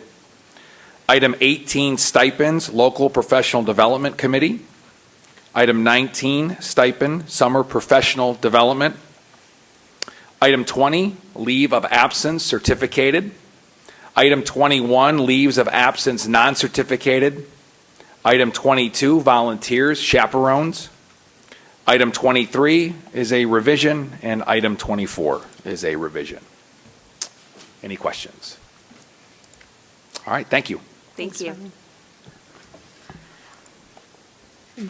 Finally, under the superintendent's report under technology, be it resolved upon the recommendation of the superintendent that the Board of Education enters into an agreement with Royal Business Equipment for the purchase of 25 Epson 770FI, I'm not sure, projectors and interactive touch modules to replace district equipment that is at the end of life and/or no longer functions. The total cost for this purchase is $49,279. Any questions on that one? Are they Any short questions for throw Annie? projectors? I'm not sure. I'm just being. Yes, I'm short just throw. being- I know, that is it. Just- Brings back days. And that concludes my report, Mrs. Hausman. All right, thank you. Moving on to the report on Polaris. They've had another busy month at Polaris. Michelle, Rich, and I were able to attend a ribbon cutting ceremony at the beginning of May for the Engineering, Robotics, and Aeronautics Wing. Automation, thank you. 3 hours. Automation, engineering, robotics, automation. We were joined by Lieutenant Governor Tressel, which I thought was kind of cool that he was able to be there to speak and help us cut that ribbon. There was also superintendents, city members from all over the surrounding districts. But I thought the coolest part was the students that are going to be impacted by the new wing. They were very excited to be there and show us around, and I'm really excited to see what's going to come out of that new wing. Also last week, they brought back senior recognition down at Wolstein Center. This is the first year they've done that since before the pandemic, so they were able to honor all of the graduating seniors. Unfortunately, we weren't able to be there because it was the same night as we were recognizing our retirees. So just want to give a shout out to our graduating seniors from Polaris. Last but not least, tomorrow is the deadline to register for Camp Discovery, and that's for grades 6 to 8. So if your kids were looking forward to that, you want to make sure you get registered for that. And that concludes the report. I'm going to pass it over to Michelle and Eric for a report on legislation. Yeah, I'm just going to highlight something a little bit different today. We get updates pretty regularly from the Ohio School Boards Association with legislation to kind of pay attention to. So this comes from one of those reports, and it is on the topic of updating public record and open meetings laws. So one to keep an eye on, House Bill 127. This bill stems from concerns that student directory information was being requested in public records requests, and that has been something we have dealt with here, so this would affect us. As school districts push back on those requests, legislators in the House saw the need to clarify Ohio public record laws to allow schools directories to be exempt. So they're currently working through what does that look like, and it looks like it's not going to be an exemption so much as giving the school board control of whether or not we exempt the whole school directory, so it will leave it local control, but give us some guidelines. So we'll keep an eye on that to see if that proceeds. Right now, it says it has passed the Ohio House, and the Senate Education Committee has held 3 hearings already. I believe there's one in there too mixed in, under that same bill about nuisance requests for Yeah. requesting vendor information. I think maybe this is what, the next one says House Bill 314 aims to give public offices the ability to address vexatious requesters. So apparently this happens, I don't know that it's happened to us. What's it? We do get them.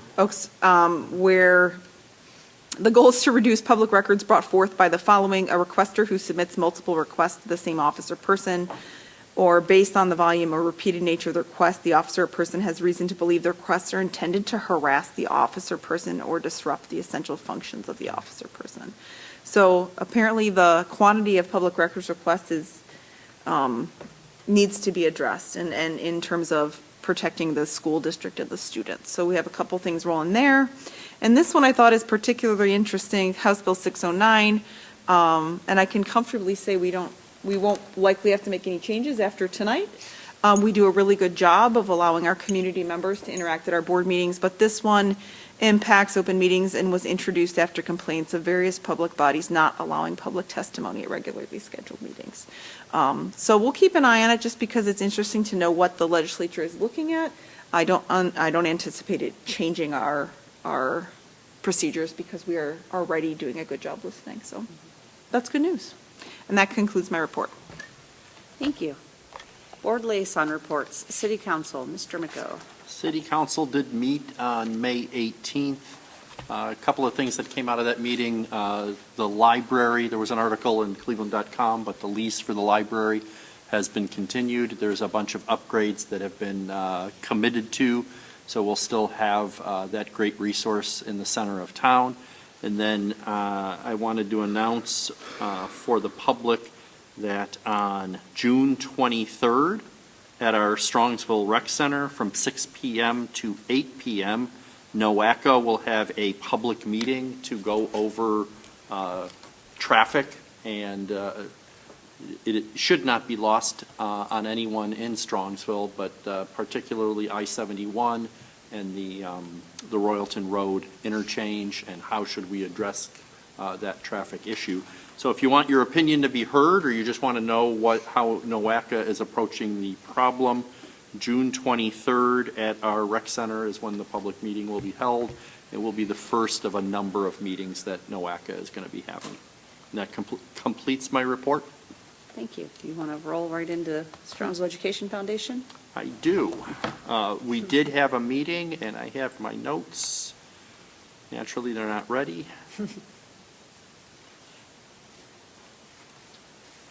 By memory, I believe our next meeting is June 11th. We will thank them for the grants that we approved earlier today. One was for one of our teachers to attend a arts and STEAM conference and being able to integrate those. And the other one was for a flower garden in the front of the Strongsville Middle School, which I think it'll be fun because it's going to, when I was reading through the grant application, the flower garden is not for horticulture, it's actually for our language arts, but the students are going to lead the project. They're going to research what kind of flowers and what kind of things in a garden grow well in the middle school, and then they'll work through getting the soil, the material, the beds.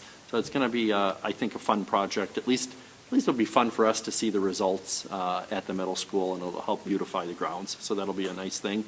And as I said before, June 11th is their next meeting. Thank you. Strongsville PTA Council.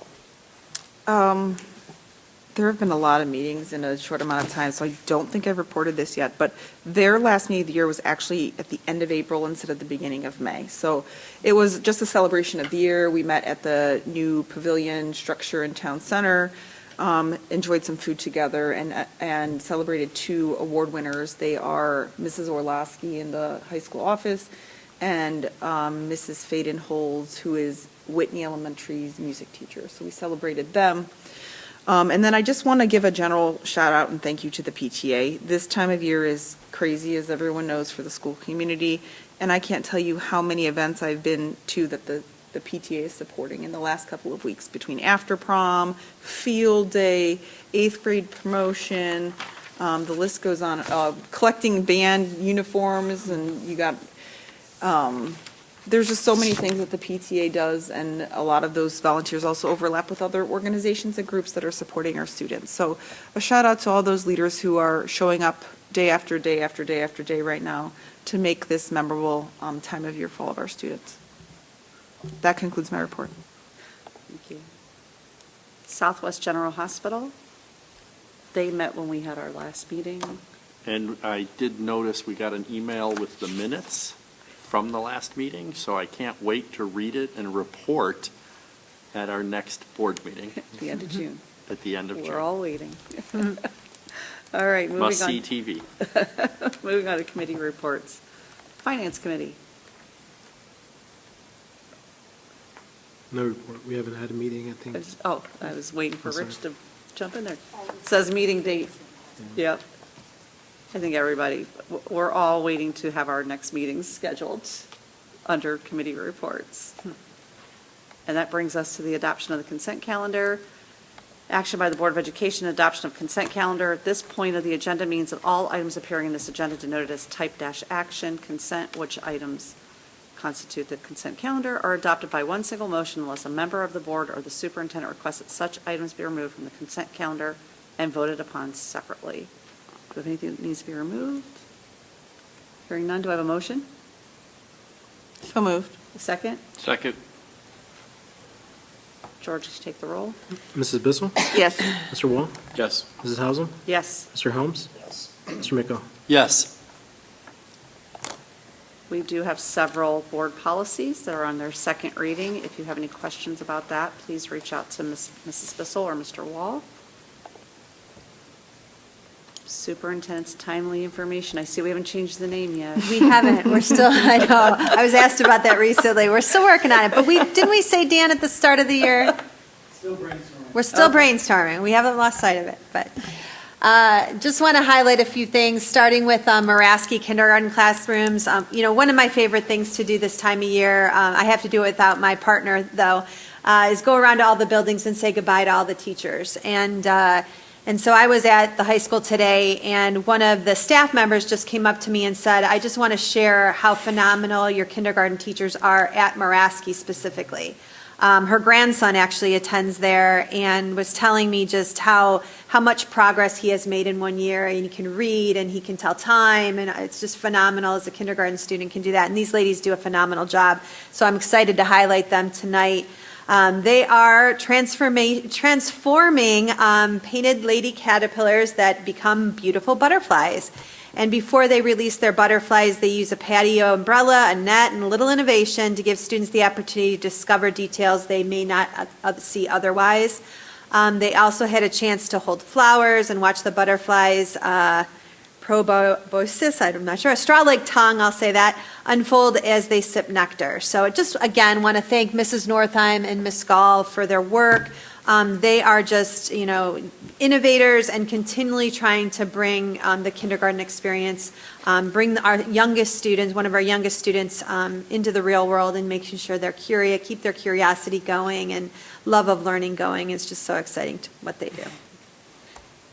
Next, I think we highlighted this a little bit through social media, but our middle school students provided a spring cleanup. They partnered with the Strongsville Historical Society. Just kudos to Mr. Rodak and to Mr. Zahar because they partner in this work. And I think Mrs. Leach may be also involved in this as well with the Career Connections class. But they helped clean the grounds and spread over 15 yards of mulch. I don't know about you, but I do not love mulch day in my house. And so 15 yards is quite a bit, and they really spent time beautifying the Strongsville Historical Society. And again, just exhibiting our Model Mustang competencies where they had to collaborate and cooperate and problem solve and persevere just to make sure they got it done in a certain time frame, work together, and build some landscaping hard skills. And again, according to the pictures and according to what we heard, did it all with smiles and laughter. So again, they also documented it along with Mr. Zahar's class, the communication and broadcasting class, where they were able to document it with pictures and videos and put their skills to work.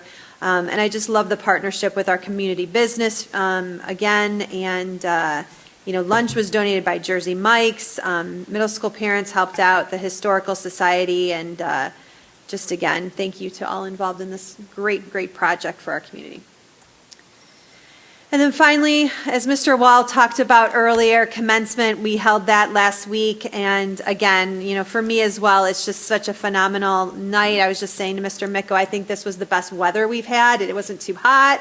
You know, we didn't have any girls fall down the steps. And so those are things we're worried about. But it was just such a great evening for our graduates and their parents. And, you know, just a great time to see them walk across that stage. And I think, Mr. Wall, you said it really well, you know, just what embarks, you know, the next steps for them and their life moving forward. Such an exciting time for our seniors. So just congratulations again to the class of 2026, and we are just so proud of you and know you're going to be doing great things. And then finally, in the last, thanks, George. Just again, congratulations as we wind down. Tomorrow is our last official day of school. As we wind down, just want to say congratulations to all of our students. A big thank you to the partnership that we have with our families and all the work that our staff has done this year. Again, just going around to the buildings, you can tell our teachers are good. They're ready for this break. But it is exciting. You're going around and students are still engaged in work. They're on the floor, they're finishing projects and doing those things, and yet still excited about summer. So just wish everybody a fun, a very safe and enjoyable summer break as we go there. And, you know, as we like to do, bring it around to say first days of school for 26-27. We have Tuesday, August 18th will be our 1st through 9th grades plus kindergarten orientation. And Wednesday, August 19th, we'll welcome back our 10th through 12th grades and preschool and kindergarten students. So I guess we can mark our calendars for that. And then I have been getting some questions on open house dates. We're going to publish those in our next parent update so everybody can mark those down as well. And that is all I got. Thank you. Board of Education, other miscellaneous. Does anyone have any miscellaneous? I just want to announce real quick, the Historical Society is taking over the Chalk Walk for the Arts of Strongsville. So Saturday, June 13th is the 13th annual Chalk Walk at the Historical Society. I have been a very busy bee trying to get some prizes gathered up for our young artists and judges, so might be looking at my fellow board members.